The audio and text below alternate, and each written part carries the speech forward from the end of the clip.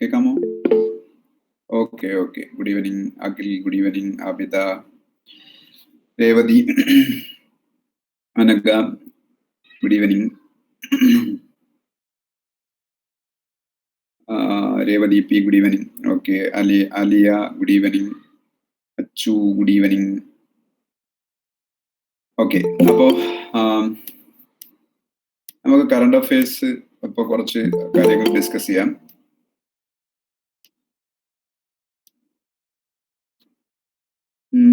ഇപ്പോഴും ആൾക്കാർ വരുന്നേ ഉള്ളൂ. ഓക്കെ, നമുക്ക് എന്തായാലും സ്റ്റാർട്ട് ചെയ്യാം. സമയമില്ല, അതുകൊണ്ട് പെട്ടെന്ന് സ്റ്റാർട്ട് ചെയ്യാം. ഓക്കെ, ഇപ്പൊ റീസെന്റ് ആയിട്ട് ഇപ്പൊ നിങ്ങൾ കുറെ കാര്യങ്ങളൊക്കെ കറണ്ട് അഫയേഴ്സ് ഒക്കെ വായിച്ചാണ്. ഇന്നലെ സ്പോർട്സിലെ കുറെ ന്യൂസുകൾ വന്നിട്ടുണ്ട്. സ്പോർട്സിൽ എന്ത് ന്യൂസാണ് നിങ്ങൾ പുതുതായിട്ട് അറിഞ്ഞെന്ന് വെച്ചാൽ, ഒരു പക്ഷേ എല്ലാവരും പറയാൻ പോകുന്നത് ധോണിക്കും അതുപോലെ വിരാട് കോഹ്ലിക്കും ഒക്കെ കിട്ടിയ, പിന്നീട് രേവതി ICC എന്താണ്? International cricket കൗൺസിലാണ്.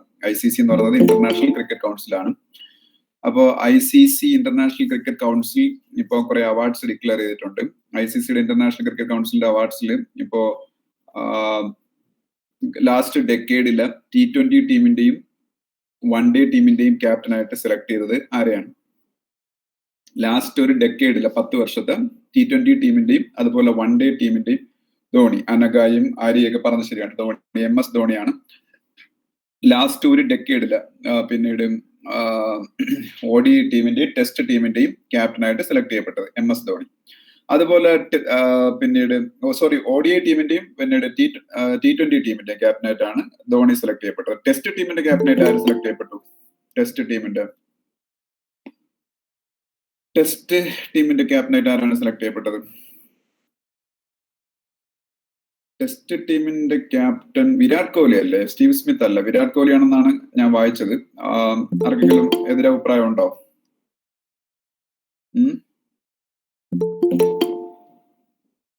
ഞാൻ പറഞ്ഞത് കറക്റ്റ് ആണോ? ടെസ്റ്റ് ടീമിന്റെ ക്യാപ്റ്റനായിട്ട് സെലക്ട് ചെയ്യപ്പെട്ടത് ആരാണ്? ICCയുടെ test team of the decade, അതിന്റെ ക്യാപ്റ്റനായിട്ട് സെലക്ട് ചെയ്യപ്പെട്ടത് ആരാണ്? കോഹ്ലി. ആര്യസ് പറഞ്ഞത് ശരിയാണ്. രേവതി, ഞാൻ ആദ്യം അതാണ് പറഞ്ഞത്, കോഹ്ലിയാണ് ലാസ്റ്റ് ഡെക്കേഡിലെ ഇന്ത്യയുടെ വേൾഡ് ടെസ്റ്റ് ടീമിന്റെ ക്യാപ്റ്റനായിട്ട് സെലക്ട് ചെയ്യപ്പെട്ടത്. ധോണി T20 ടീമിന്റെയും ODI ടീമിന്റെയും ക്യാപ്റ്റനായിട്ട് സെലക്ട് ചെയ്യപ്പെട്ടു. ഇന്ത്യയുടെ ഏറ്റവും സക്സസ്ഫുൾ ആയിട്ടുള്ള ക്യാപ്റ്റനും ആണ് MS ധോണി. MS ധോണി ഏത് സ്റ്റേറ്റുകാരനാണെന്നൊക്കെ എല്ലാവർക്കും അറിയാമായിരിക്കും. MS ധോണി ഏത് സ്റ്റേറ്റുകാരനാണ്? MS ധോണി ഏത് സംസ്ഥാനമാണ്? മഹേന്ദ്ര സിംഗ് ധോണി, ജാർഖണ്ഡ്. ശരിയാണ് ആര്യ, ജാർഖണ്ഡ് ആണ് MS ധോണിയുടെ സ്റ്റേറ്റ് എന്ന് പറയുന്നത്, ജാർഖണ്ഡ്. ഓക്കെ, അപ്പൊ അങ്ങനെ ന്യൂസ് വന്നായിരുന്നു.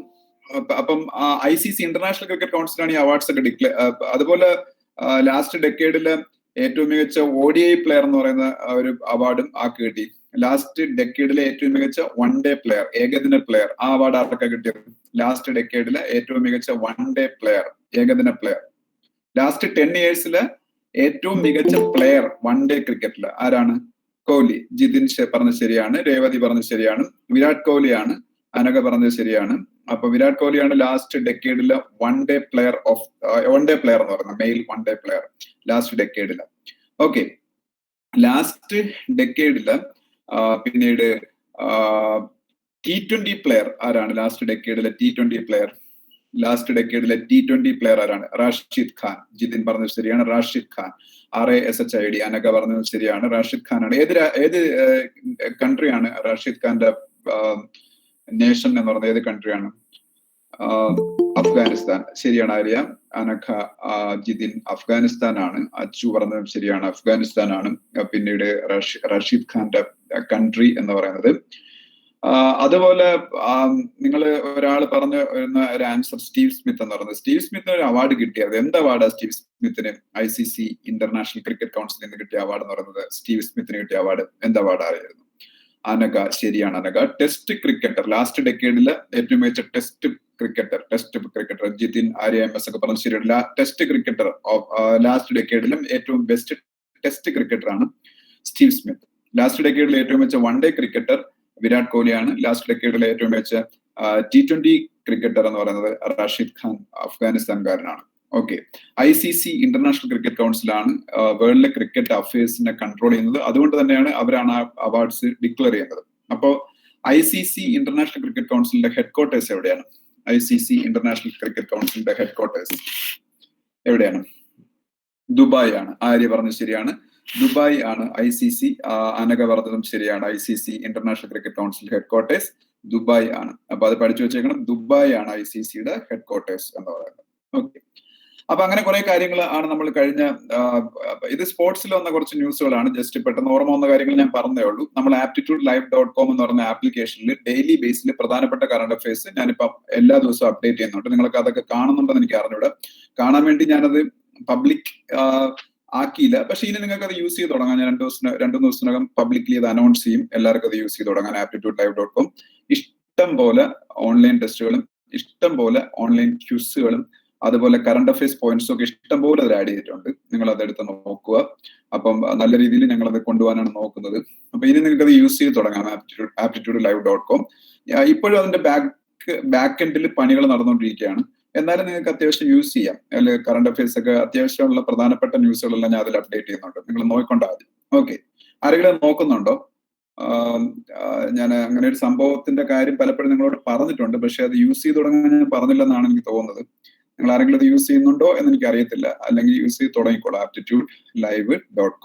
aptitudelive.com. അതിനകത്ത് ഇതെല്ലാം ഞങ്ങൾ അപ്ഡേറ്റ് ചെയ്യുന്നുണ്ട്. നിങ്ങൾ ഇന്നെടുത്ത് നോക്കിയാൽ അതിൽ ഒരുപാട് കറണ്ട് അഫയേഴ്സ് കാണാം. കറണ്ട് അഫയേഴ്സ് എന്ന് പറയുന്ന ആ ഒരു ടാബിൽ ക്ലിക്ക് ചെയ്താൽ മതി. ഓക്കെ. അപ്പം ഇനിയുള്ള ദിവസങ്ങളിൽ അതിലെല്ലാ ദിവസവും ഇതെല്ലാം അപ്ഡേറ്റ് ചെയ്തുകൊണ്ടേയിരിക്കും. ഒത്തിരി ഓൺലൈൻ ടെസ്റ്റുകളും ക്യൂസുകളും ഒക്കെ അപ്ഡേറ്റ് ആയിട്ടുണ്ട്. അതൊക്കെ നിങ്ങളെടുത്ത് ചെയ്തു തുടങ്ങിക്കോളും. അപ്പൊ കാര്യം കുറെ പോർഷൻസ് കംപ്ലീറ്റ് ആയിക്കൊണ്ടിരിക്കുകയാണ് ഇതിൽ ആദ്യത്തെ ബാച്ചിലൊക്കെ ഉള്ള ആൾക്കാർക്ക്. അപ്പൊ ഇനി നിങ്ങൾക്ക് ഓൺലൈൻ ടെസ്റ്റുകളും ക്യൂസുകളും ഒക്കെ ചെയ്യാനുള്ള സമയമായി. ഓക്കെ. അപ്പം ഇന്ത്യയുടെ ആദ്യത്തെ ഡ്രൈവർലെസ് ആയിട്ടുള്ള മെട്രോ ട്രെയിൻ ഓടുന്നത് എവിടെയാണ്? ഇന്ത്യയിലെ ആദ്യത്തെ ഡ്രൈവർലെസ് ആയിട്ടുള്ള മെട്രോ ട്രെയിൻ പ്രധാനമന്ത്രി നരേന്ദ്രമോദിയാണ് അത് ഇനാഗുറേറ്റ് ചെയ്തത്. ആര്യ പറഞ്ഞത് ശരിയാണ്. ഡൽഹിയാണ്. ഡൽഹി മെട്രോ ഇന്ത്യയിലെ ഏറ്റവും ബെസ്റ്റ് മെട്രോ പ്ലാറ്റ്ഫോം എന്ന് പറയുന്നത്, അല്ലെങ്കിൽ ഏറ്റവും മികച്ച മെട്രോ ട്രെയിൻ സിസ്റ്റം എന്ന് പറയുന്നത് one of the best in the world ആണ്.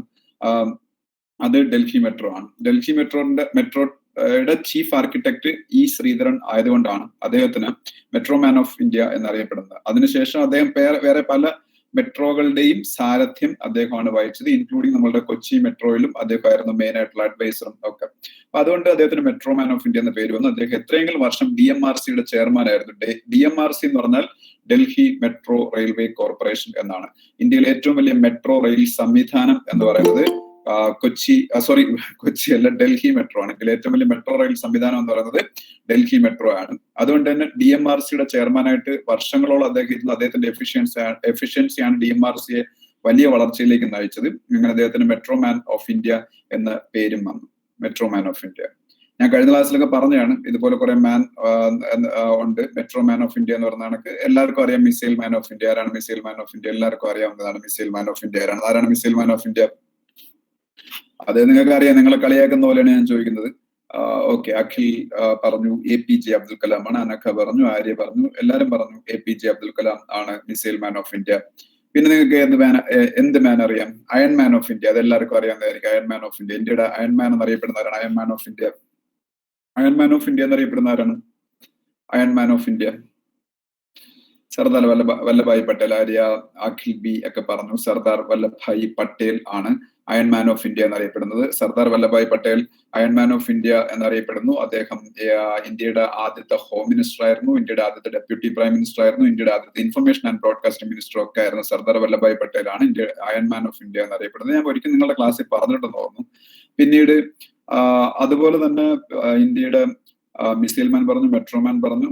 മിൽക്ക് മാൻ ഓഫ് ഇന്ത്യ എന്നറിയപ്പെടുന്നതായിരുന്നു. നിങ്ങൾക്ക് എല്ലാവർക്കും അറിയാമായിരിക്കും. മിൽക്ക് മാൻ ഓഫ് ഇന്ത്യ എന്നറിയപ്പെടുന്നത് വർഗീസ് കുര്യനാണ്. ഇന്ത്യയുടെ മിൽക്ക് മാൻ എന്നറിയപ്പെടുന്ന മിൽക്ക് മാൻ ഓഫ് ഇന്ത്യ. അത് നിങ്ങൾക്ക് എല്ലാവർക്കും അറിയാവുന്നതാണ്. മിൽക്ക് മാൻ ഓഫ് ഇന്ത്യ ആരാണ്? വർഗീസ് കുര്യൻ. അതപ്പം നിങ്ങൾക്ക് അറിഞ്ഞിടാത്തവർ എഴുതിയെടുത്തോളൂ. Milk man of India. ഇനി ഞാൻ പറയാൻ പോണ രണ്ടെണ്ണം നിങ്ങൾക്ക് ഒരു പക്ഷേ അറിഞ്ഞുകൂടായിരിക്കും. വാട്ടർ മാൻ ഓഫ് ഇന്ത്യ എന്നറിയപ്പെടുന്ന ആരാണ്? Water man of India. അങ്ങനെ ഒരാളുണ്ടോ? മാത്യു കെന്നഡി പറഞ്ഞ ആൻസർ ശരിയാണ്. ബാക്കിയുള്ളവരും ഒന്നത് സെർച്ച് ചെയ്ത് നോക്കി അങ്ങനെ ഒരാളുണ്ടോ എന്ന്. Metro man of India water man of India എന്നൊരാളുണ്ടോ? വാട്ടർ മാൻ ഓഫ് ഇന്ത്യ ആരാണ് എന്നൊന്ന് സെർച്ച് ചെയ്ത് നോക്കി. ആരും ഒന്നും പറയുന്നില്ല. സമയം ഇല്ല. അതുകൊണ്ട് പെട്ടെന്ന് ഞാൻ പറയാം. വാട്ടർ മാൻ ഓഫ് ഇന്ത്യ എന്നറിയപ്പെടുന്നത് ഇന്ത്യയിലെ വാട്ടർ കൺസർവേഷൻ ഫീൽഡിൽ ഒരുപാട് വലിയ ആക്ടിവിറ്റീസ് കാഴ്ചവെച്ച വേൾഡിലെ ഏറ്റവും ഫേമസ് ആയിട്ടുള്ള വാട്ടർ കൺസർവേഷൻ ഫീൽഡിലെ അവാർഡായ ജിതിൻ പറഞ്ഞ ശരിയാണ്, Rajendra Singh Stockholm water prize എന്ന് പറഞ്ഞ അവാർഡുണ്ട്. സ്റ്റോക്ക്ഹോം വാട്ടർ പ്രൈസ് വേൾഡിലെ തന്നെ ഏറ്റവും ഫേമസ് ആയിട്ടുള്ള വാട്ടർ കൺസർവേഷൻ ഫീൽഡിലെ ഏറ്റവും വലിയ ഒരു, വേണമെങ്കിൽ ആ ഫീൽഡിലെ നോബൽ പ്രൈസ് ഈക്വലന്റ് ആയിട്ടുള്ള അവാർഡ് എന്ന് പറയാം, സ്റ്റോക്ക്ഹോം വാട്ടർ പ്രൈസ്. ഈ സ്റ്റോക്ക്ഹോം വാട്ടർ പ്രൈസ് ഒക്കെ, സ്റ്റോക്ക്ഹോം എന്ന് പറഞ്ഞ സ്വീഡന്റെ ക്യാപിറ്റലാണ്, സ്വീഡന്റെ ക്യാപിറ്റലിന്റെ പേരാണ് സ്റ്റോക്ക്ഹോം. ഈ സ്റ്റോക്ക്ഹോം വാട്ടർ പ്രൈസ് വിൻ ചെയ്ത ഇന്ത്യക്കാരനാണ് രാജേന്ദ്ര സിംഗ്. ഇന്ത്യയിൽ ഒരുപാട് ഡൈയിങ് റിവേഴ്സിനെ റീജുവനേറ്റ് ചെയ്ത മനുഷ്യനാണ് രാജേന്ദ്ര സിംഗ്. അതുകൊണ്ട് തന്നെയാണ് അദ്ദേഹത്തിന് വാട്ടർമാൻ ഓഫ് ഇന്ത്യ എന്ന പേരിൽ അറിയപ്പെടുന്നത്. അതുപോലെ മാംഗോ മാൻ ഓഫ് ഇന്ത്യ എന്നറിയപ്പെടുന്ന ആളുണ്ട്, mango man of India. Mango man സ്വാഭാവികമായിട്ട് പേര് കേൾക്കുന്നതിന് മനസ്സിലാവും, മാങ്ങകളുമായിട്ട് ബന്ധമുള്ളതാണ്. എന്താണെന്ന് വെച്ചാൽ ഇന്ത്യയിൽ ഒരുപാട് വെറൈറ്റീസ് ഓഫ് മാംഗോസ് ഡെവലപ്പ് ചെയ്ത ഒരു മനുഷ്യനാണ്. Hundreds of varieties of mangoes develop ചെയ്ത ഒരു മനുഷ്യനാണ് ഇന്ത്യയുടെ മാംഗോ മാൻ എന്നറിയപ്പെടുന്നത്. ഇപ്പം തന്നെ നിങ്ങൾ ആരെങ്കിലും ഒക്കെ ഗൂഗിളിൽ സെർച്ച് ചെയ്തായിരിക്കും അങ്ങനെ ഒരാളുണ്ടോ എന്ന്. അപ്പൊ നിങ്ങൾക്ക് അതിന്റെ ആൻസറും കിട്ടിക്കാണാം. ആരാണ് മാംഗോ മാൻ ഓഫ് ഇന്ത്യ? ആരാണ് മാംഗോ മാൻ ഓഫ് ഇന്ത്യ? അങ്ങനെ ഒരാളുണ്ടോ? ആരെങ്കിലും ഗൂഗിളിൽ സെർച്ച് ചെയ്തോ? ആൻസർ കിട്ടിയോ? മാംഗോ മാൻ ഓഫ് ഇന്ത്യ പെട്ടെന്ന് പറ.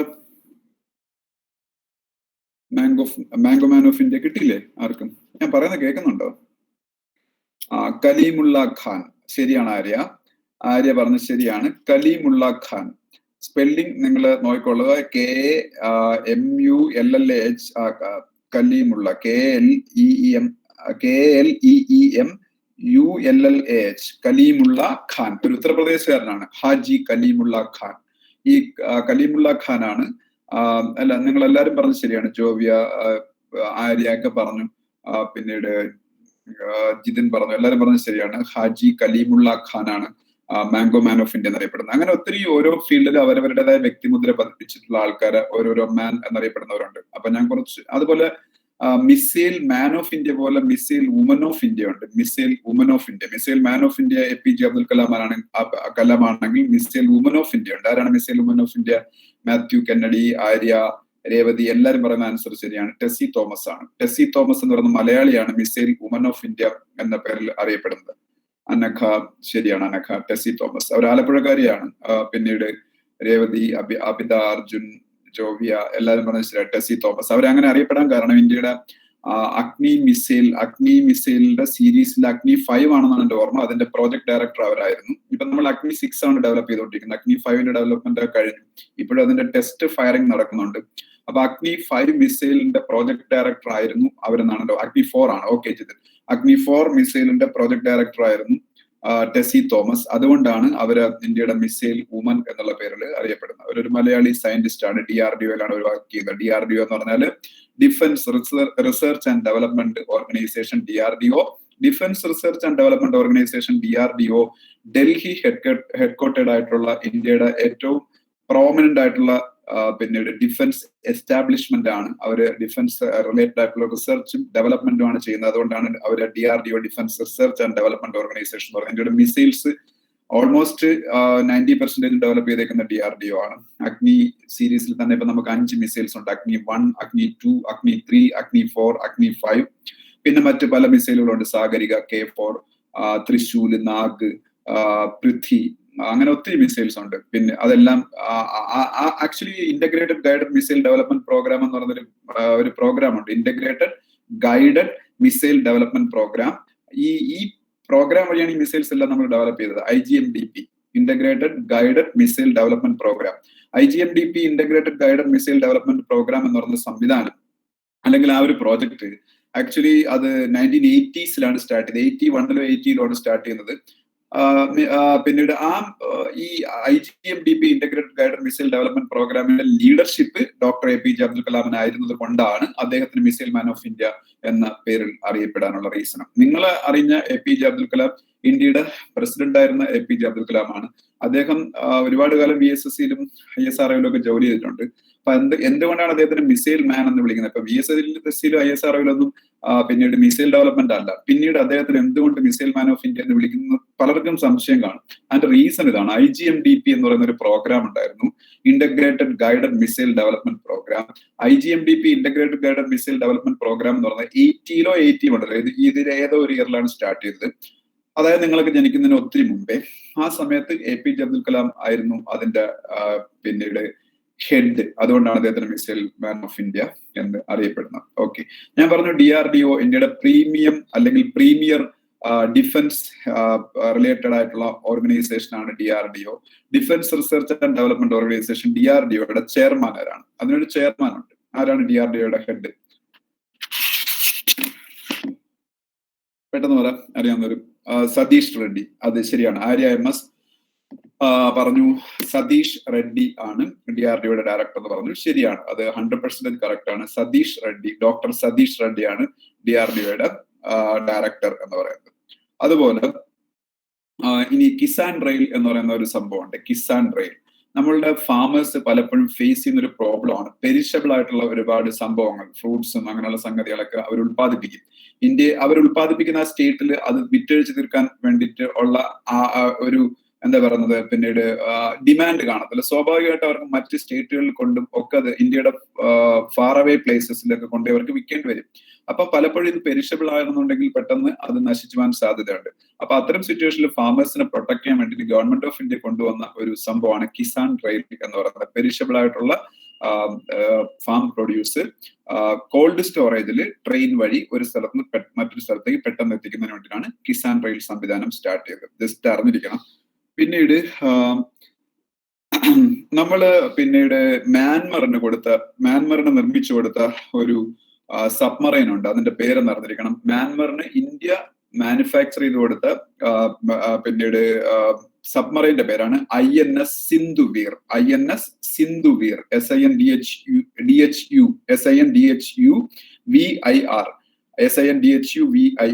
INS സിന്ധുവീർ ആണ് ഇന്ത്യ മ്യാൻമറിന് മാനുഫാക്ചർ ചെയ്ത് കൊടുത്ത എന്താണ് സബ്മറൈൻ ആണ്. സബ്മറൈൻ. മ്യാൻമറിന്റെ പ്രസിഡന്റിന്റെ പേര് അതിനകത്ത് എഴുതിക്കൊള്ളണം. വിൻ മിന്റ് എന്നാണ്. Win Myint, WIN, Win Myint, MYNT,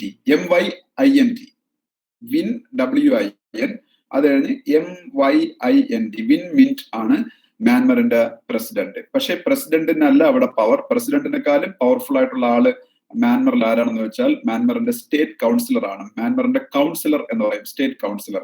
അത് ആങ് സാൻ സൂക്കി ആണ്. ആങ് സാൻ സൂക്കി, അത് ഞാൻ പലപ്പോഴും പറഞ്ഞിട്ടുള്ളതാണ്, നിങ്ങൾ എല്ലാവരും കേട്ടിട്ടുള്ളതായിരിക്കും. ഏഷ്യയിൽ നിന്ന് പീസിനുള്ള നോബൽ പ്രൈസ് കിട്ടിയിട്ടുള്ള വളരെ ചുരുക്കം ആൾക്കാരേ ഉള്ളൂ.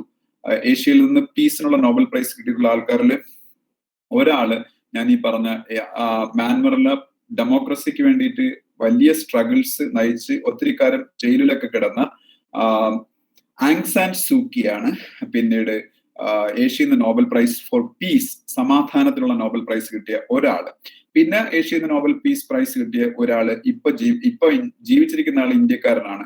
കൈലാഷ് സത്യാർത്ഥിയാണ്. കൈലാഷ് സത്യാർത്ഥി കേട്ടിട്ടുണ്ടായിരിക്കും എല്ലാവരും. കൈലാഷ് സത്യാർത്ഥിയാണ് നോബൽ പ്രൈസ് ഫോർ പീസ് കിട്ടിയ ഇപ്പൊ ജീവിച്ചിരിക്കുന്ന ഒരാളെന്ന് പറയുന്നത്. അതുപോലെ പാകിസ്ഥാൻകാരിയായ മലാലയ്ക്കും നോബൽ പ്രൈസ് ഫോർ പീസ് കിട്ടിയിട്ടുണ്ട്.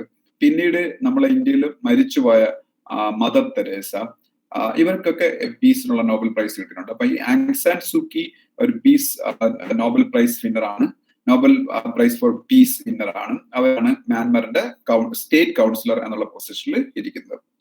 പിന്നീട് ICC അവാർഡ്സ് നമ്മളിപ്പോ പറഞ്ഞു. ഞാനിപ്പോ ഒരു ക്രിക്കറ്റുമായിട്ട് ബന്ധപ്പെട്ട ഒരു അവാർഡിന്റെ പേര് പറയാം. ക്രിക്കറ്റുമായിട്ട് ബന്ധപ്പെട്ട ഒരു അവാർഡിന്റെ പേര് പറയാം. ആ അവാർഡ് ക്രിക്കറ്റിൽ എന്തിനാണ് അവാർഡ് കൊടുക്കുന്നതെന്ന് നിങ്ങൾ പറയണം. ക്രിക്കറ്റിലെ ഒരു അവാർഡിന്റെ പേരാണ് ഗാരി ഫീൽഡ് സോബേഴ്സ് അവാർഡ്. അറിഞ്ഞാത്ത എഴുതിക്കോ സ്പെല്ലിങ്.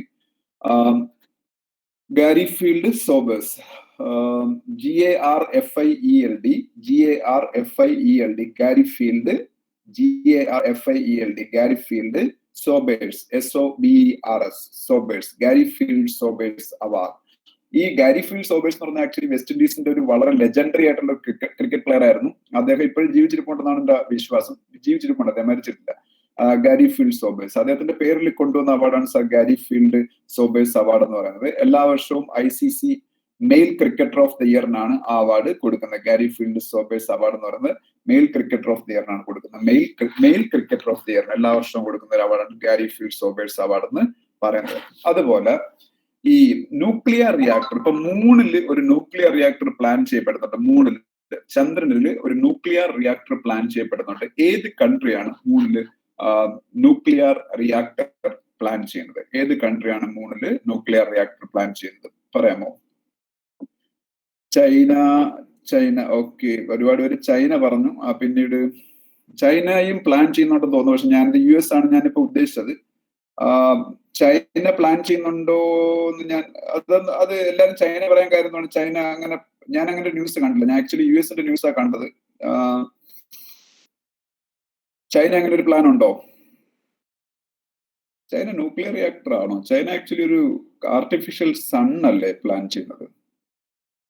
എന്തായാലും നമുക്ക് നോക്കാം. എന്തായാലും US പ്ലാൻ ചെയ്യുന്നുണ്ട്, ചൈനയും പ്ലാൻ ചെയ്യുന്നുണ്ടാവാം ഒരു പക്ഷേ. നിങ്ങൾ പറഞ്ഞതിന് ഞാൻ എന്തായാലും മുഖവിലേക്ക് എടുക്കുന്നു. എന്തായാലും ഞാൻ അതൊന്നുകൂടെ സെർച്ച് ചെയ്തിട്ട് പറയാം ചൈനയുടെ കാര്യം. പക്ഷെ എന്തായാലും US പ്ലാൻ ചെയ്യുന്നുണ്ട് എന്താണ് പിന്നീട് മൂണില് ഒരു ന്യൂക്ലിയർ റിയാക്ടർ, അറിഞ്ഞിരിക്കുക. ഓക്കെ, പിന്നീട് നമ്മളെ ബാഡ്മിന്റനെ കൺട്രോൾ ചെയ്യുന്ന ഇപ്പൊ ഫുട്ബോളിനെ കൺട്രോൾ ചെയ്യുന്ന ഫിഫ എന്ന് പറയുന്ന പോലെ ക്രിക്കറ്റിനെ കൺട്രോൾ ചെയ്യുന്നത് ICC, ഇന്റർനാഷണൽ ക്രിക്കറ്റ് കൗൺസിൽ എന്ന് പറയുന്നത് പോലെ നമ്മളുടെ വേൾഡില് ബാഡ്മിന്റനെ കൺട്രോൾ ചെയ്യുന്നത് BWF ആണ്. BWF എന്ന് പറഞ്ഞാൽ ബാഡ്മിന്റൺ വേൾഡ് ഫെഡറേഷൻ ആണ്. BWF എന്ന് പറഞ്ഞാൽ ബാഡ്മിന്റൺ വേൾഡ് ഫെഡറേഷൻ ആണ്. BWF ബാഡ്മിന്റൺ വേൾഡ് ഫെഡറേഷന്റെ ഹെഡ് ക്വാർട്ടേഴ്സ് എവിടെയാണെന്ന് അറിയാമോ?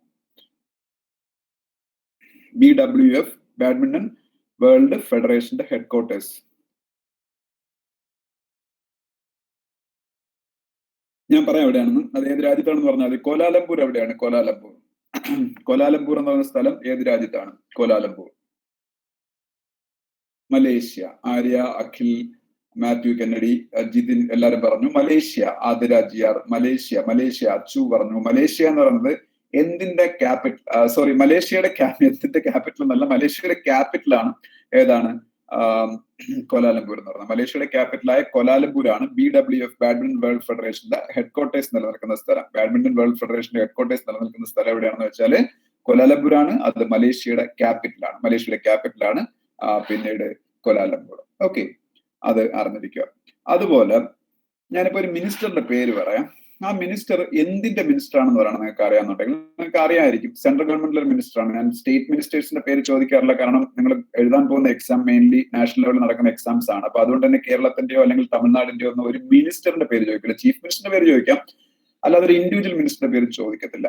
ഓക്കെ, അപ്പം അതുകൊണ്ട് ഞാനിപ്പോ പറയാൻ പോകുന്ന ഒരു യൂണിയൻ മിനിസ്റ്ററിന്റെ പേരാണ് ശ്രീപദ് നായിക്. SRIPAD, Shripad Naik, NAIK. ശ്രീപദ് നായിക് എന്തിന്റെ മിനിസ്റ്ററാണ്? ശ്രീപദ് നായിക്. 1-2 പോർട്ട്ഫോളിയോസ് ഉണ്ട്, ഏതെങ്കിലും ഒരെണ്ണം പറഞ്ഞാൽ. ശ്രീപദ് നായിക്.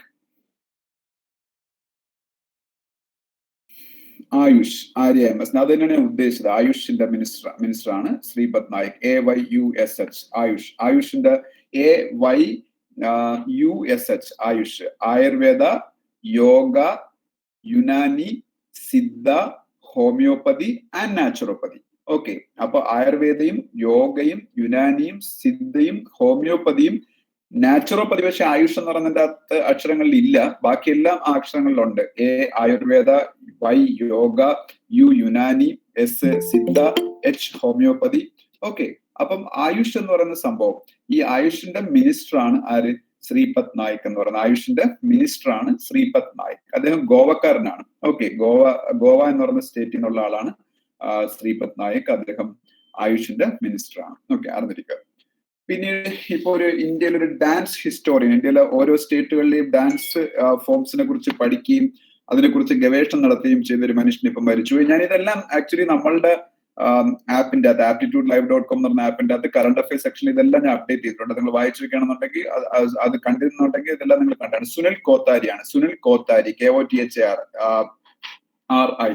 സുനിൽ കോത്താരിയാണ് ഇപ്പോ മരിച്ചുപോയ ഡാൻസ് സ്കോളർ എന്ന് പറയുന്നത്. ഡാൻസ് സ്കോളർ, അത് ഡാൻസ് ഫോംസില് ഒരുപാട് ഗവേഷണങ്ങൾ നടത്തിയ ഒരു സ്കോളറാണ്. ഓക്കെ, പിന്നീട് പഞ്ചാബിന്റെ ചീഫ് മിനിസ്റ്റർ നിങ്ങൾക്ക് എല്ലാവർക്കും അറിയാം. പഞ്ചാബിന്റെ ചീഫ് മിനിസ്റ്റർ ആരാണ്? പഞ്ചാബിന്റെ ചീഫ് മിനിസ്റ്റർ മിക്കവാറും എല്ലാവർക്കും അറിയായിരിക്കും. ഇപ്പൊ ഫാമർ അജിറ്റേഷൻ ഒക്കെ നടക്കുന്ന സമയമാണ്. ആര്യ പറഞ്ഞു അമരീന്ദർ സിംഗ് എന്ന്. ആര്യ മാത്രമാണല്ലോ പറയുന്നത്. ആദ്യമൊക്കെ എല്ലാവരും ആവേശത്തിലൂടെ ആൻസർ പറഞ്ഞെങ്കിൽ ഇപ്പൊ പലരും എല്ലാവരും ഉറങ്ങിപ്പോയോ അതോ ഇനി എന്തോ അറിഞ്ഞൂടെ, ആരും പറയുന്നില്ല. ഓക്കെ, അമരീന്ദർ സിംഗ്. ആബിദ ശരിയാണ്, അമരീന്ദർ സിംഗ് ആണ് ആക്ച്വലി രേവതി ശ്രീ പഞ്ചാബിന്റെ ചീഫ് മിനിസ്റ്റർ എന്ന് പറയുന്നത്. ഞാൻ പക്ഷെ ചോദിക്കാൻ വന്ന ചീഫ് മിനിസ്റ്ററിന്റെ പേരല്ല, പഞ്ചാബിന്റെ ഗവർണർ ആരാണെന്നാണ്. പഞ്ചാബിന്റെ ഗവർണർ ആരാണ്?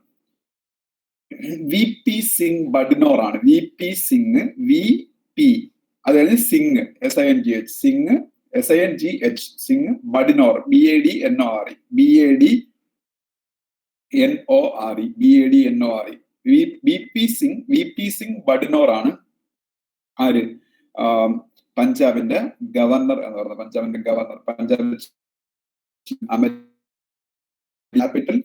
ക്യാപിറ്റൽ അറിയാതെ പെട്ടെന്ന് പറയാം. പഞ്ചാബിന്റെ ക്യാപിറ്റൽ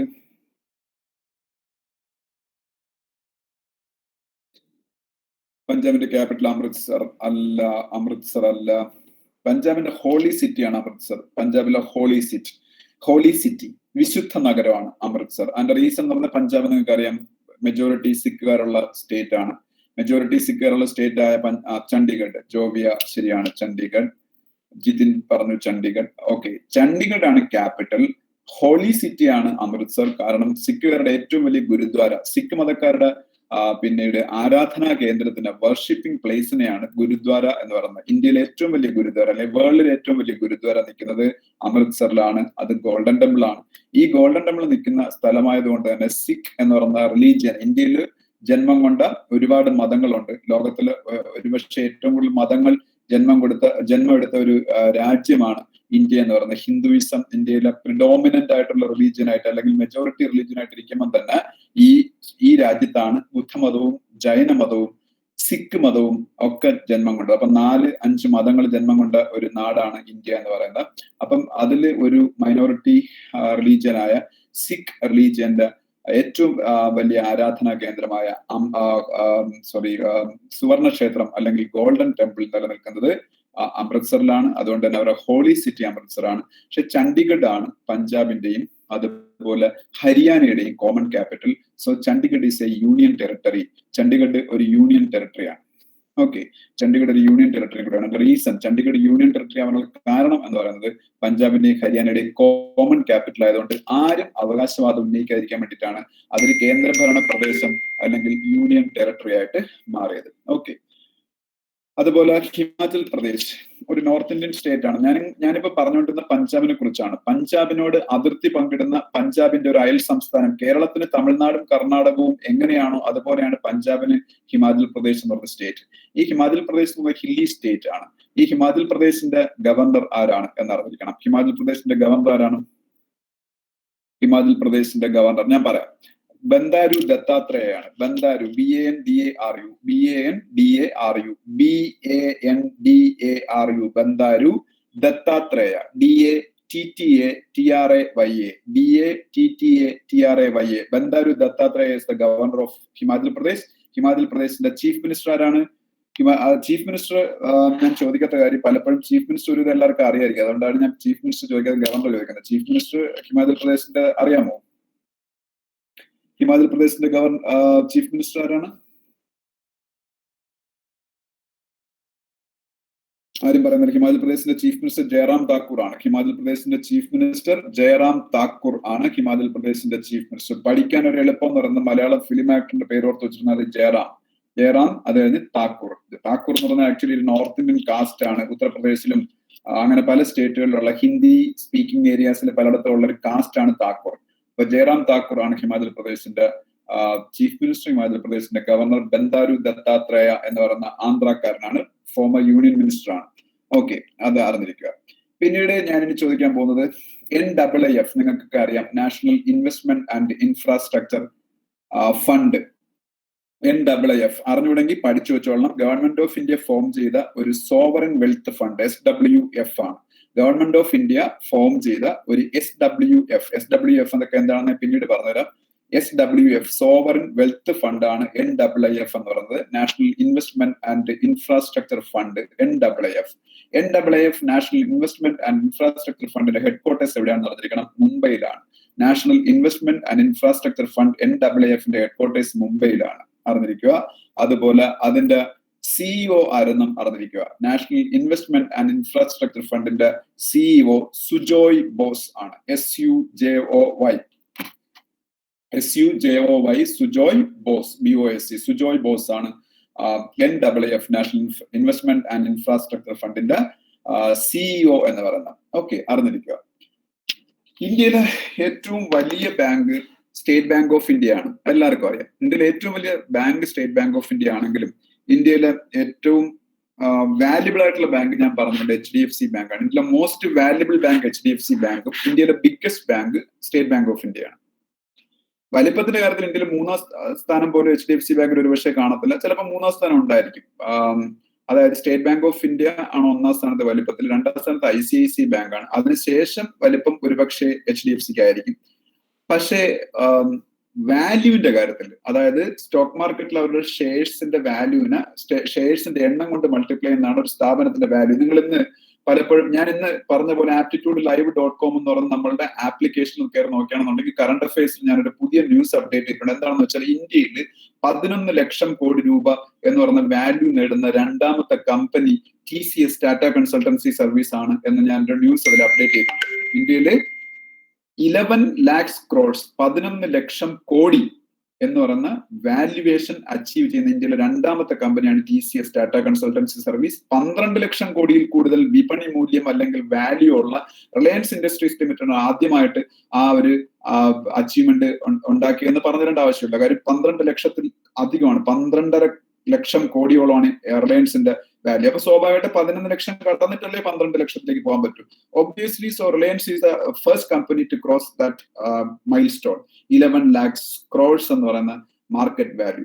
അപ്പൊ ഈ 11 lakhs crores എന്ന് പറയുന്ന മാർക്കറ്റ് വാല്യൂ ക്രോസ് ചെയ്ത് 2ാമത്തെ കമ്പനിയാണ് TCS, ടാറ്റ കൺസൾട്ടൻസി സർവീസ് എന്ന് ഞാൻ ഇന്നത്തെ കറണ്ട് അഫയേഴ്സ് കോളത്തിൽ നമ്മളുടെ aptitudelive.com നമ്മളുടെ വെബ് ആപ്ലിക്കേഷനിൽ ഇട്ടു എന്നുണ്ടെങ്കിൽ അതിന്റെ റീസൺ ഇതാണ്. ഒരു കമ്പനിയുടെ വാല്യൂ അതിന്റെ ഷെയർസിന്റെ എണ്ണത്തിന് അപ്പോഴത്തെ പ്രസന്റ് ഷെയർ വാല്യൂ കൊണ്ട് മൾട്ടിപ്ലൈ ചെയ്ത് കിട്ടുന്നതാണ്.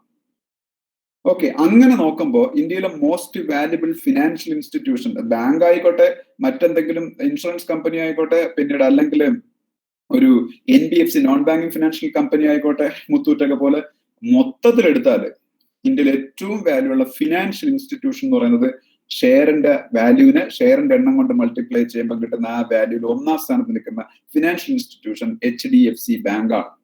HDFC അവർക്ക് 7 ലക്ഷം കോടിയിൽ കൂടുതലാണ് അവരുടെ വാല്യൂ എന്ന് പറയുന്നത്. അപ്പൊ HDFC ഒരു BFSI ഫീൽഡിലെ ഒരു സ്ഥാപനമാണ്. BFSI എന്ന് പറഞ്ഞാൽ banking, financial service and insurance എന്നുള്ളതിന്റെ അബ്രിവിയേഷൻ ആണ്. BFSI, banking, financial service and insurance എന്നാണ് ആ അബ്രിവിയേഷൻ, അതിന്റെ എക്സ്പാൻഷൻ എന്ന് പറഞ്ഞാൽ banking, financial service and insurance, BFSI. അപ്പൊ ഞാൻ പറയാൻ വന്നത് HDFC ആണ് ഇന്ത്യയിലെ നമ്പർ 1 BFSI ഫേം എന്നാണ് ഇപ്പോൾ ഒരു ഇന്റർനാഷണൽ ഓർഗനൈസേഷൻ റിസർച്ച് നടത്തിയിട്ട് കണ്ടെത്തിയിരിക്കുന്നത്. നമ്പർ 1 BFSI ഫേം ഏതാണെന്ന് വെച്ചാൽ HDFC ബാങ്ക് ആണ്. 2-ാം സ്ഥാനത്ത് ICICI, 3-ാം സ്ഥാനത്ത് സ്റ്റേറ്റ് ബാങ്ക് ഓഫ് ഇന്ത്യ ആണ്. ഓക്കെ, അത് BFSI movers and shakers 2020 report എന്ന് പറഞ്ഞ് വിസിക്കി എന്ന് പറയുന്ന ഒരു ഓർഗനൈസേഷൻ നടത്തിയ ഒരു സർവേയിലാണ് അത് പറയുന്നത്. വിസിക്കി, VIZIKEY, VI അല്ല, WIZIKEY, വിസിക്കി എന്ന് പറയുന്ന ഒരു ഓർഗനൈസേഷൻ, അവരാണ് നടത്തിയേക്കുന്നത്. ഓക്കെ, ആ ഒരു സർവേ. പിന്നീട് HDFC ബാങ്കിന്റെ ഹെഡ്ക്വാർട്ടേഴ്സ് മുംബൈയിലാണ്, അറിഞ്ഞിരിക്കുക. ഞാൻ ഈ പറഞ്ഞ 3 ബാങ്കുകളുടെ ഹെഡ്ക്വാർട്ടേഴ്സ് മുംബൈയിലാണ്. അതുകൊണ്ട് തന്നെ ഇന്ത്യയുടെ ഫിനാൻഷ്യൽ ക്യാപിറ്റൽ എന്നറിയപ്പെടുന്ന മുംബൈ ആണ്. മിക്കവാറും എല്ലാ ഫിനാൻഷ്യൽ ഇൻസ്റ്റിറ്റ്യൂഷൻസിന്റെയും ഹെഡ്ക്വാർട്ടേഴ്സും എല്ലാം മുംബൈയിലാണ്. സ്റ്റേറ്റ് ബാങ്ക് ഓഫ് ഇന്ത്യയുടെ ഹെഡ്ക്വാർട്ടേഴ്സ് മുംബൈയിലാണ്. ഇന്ത്യയിലെ number 1 bank, number 2 bank ICICI ബാങ്കിന്റെ ഹെഡ്ക്വാർട്ടേഴ്സ് മുംബൈയിലാണ്. അതുപോലെ HDFC ബാങ്കിന്റെ ഹെഡ്ക്വാർട്ടേഴ്സും മുംബൈയിലാണ്. HDFC ബാങ്കിന്റെ പുതിയ CEO ആണ് ശശിധർ ജഗദീശൻ. HDFC ബാങ്കിന്റെ ആദിത്യപുരി ആയിരുന്നു ഒരുപാട് വർഷം. HDFC ബാങ്ക് ഉണ്ടായ കാലം തൊട്ട് ഇന്ന് വരെയും HDFC ബാങ്കിന്റെ CEO ആദിത്യപുരി ആയിരുന്നു. അദ്ദേഹത്തിന് ഒത്തിരി ഏജ് ആയി. അദ്ദേഹം ഇപ്പം ആ സ്ഥാനത്ത് നിന്ന് മാറി പുതിയ HDFC ബാങ്ക് CEO ആരാണെന്ന് ചോദിച്ചാൽ ഒരു സെക്കൻഡ് ഒന്ന് ഹോൾഡ് ചെയ്യണേ. ഒരു സെക്കൻഡ് ഒന്ന് നിങ്ങളൊന്ന് പിന്നെ വെയിറ്റ് ചെയ്യണേ.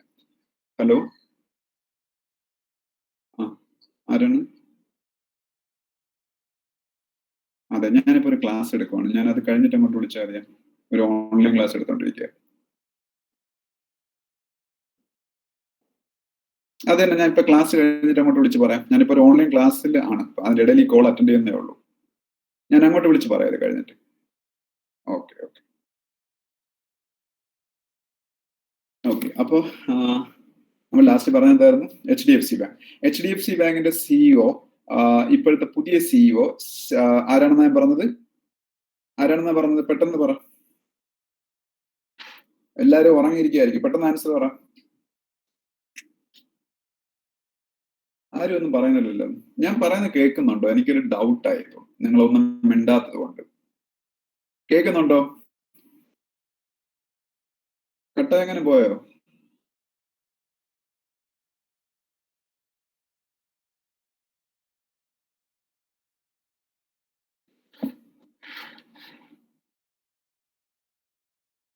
പറഞ്ഞ കേൾക്കുന്നുണ്ടോ?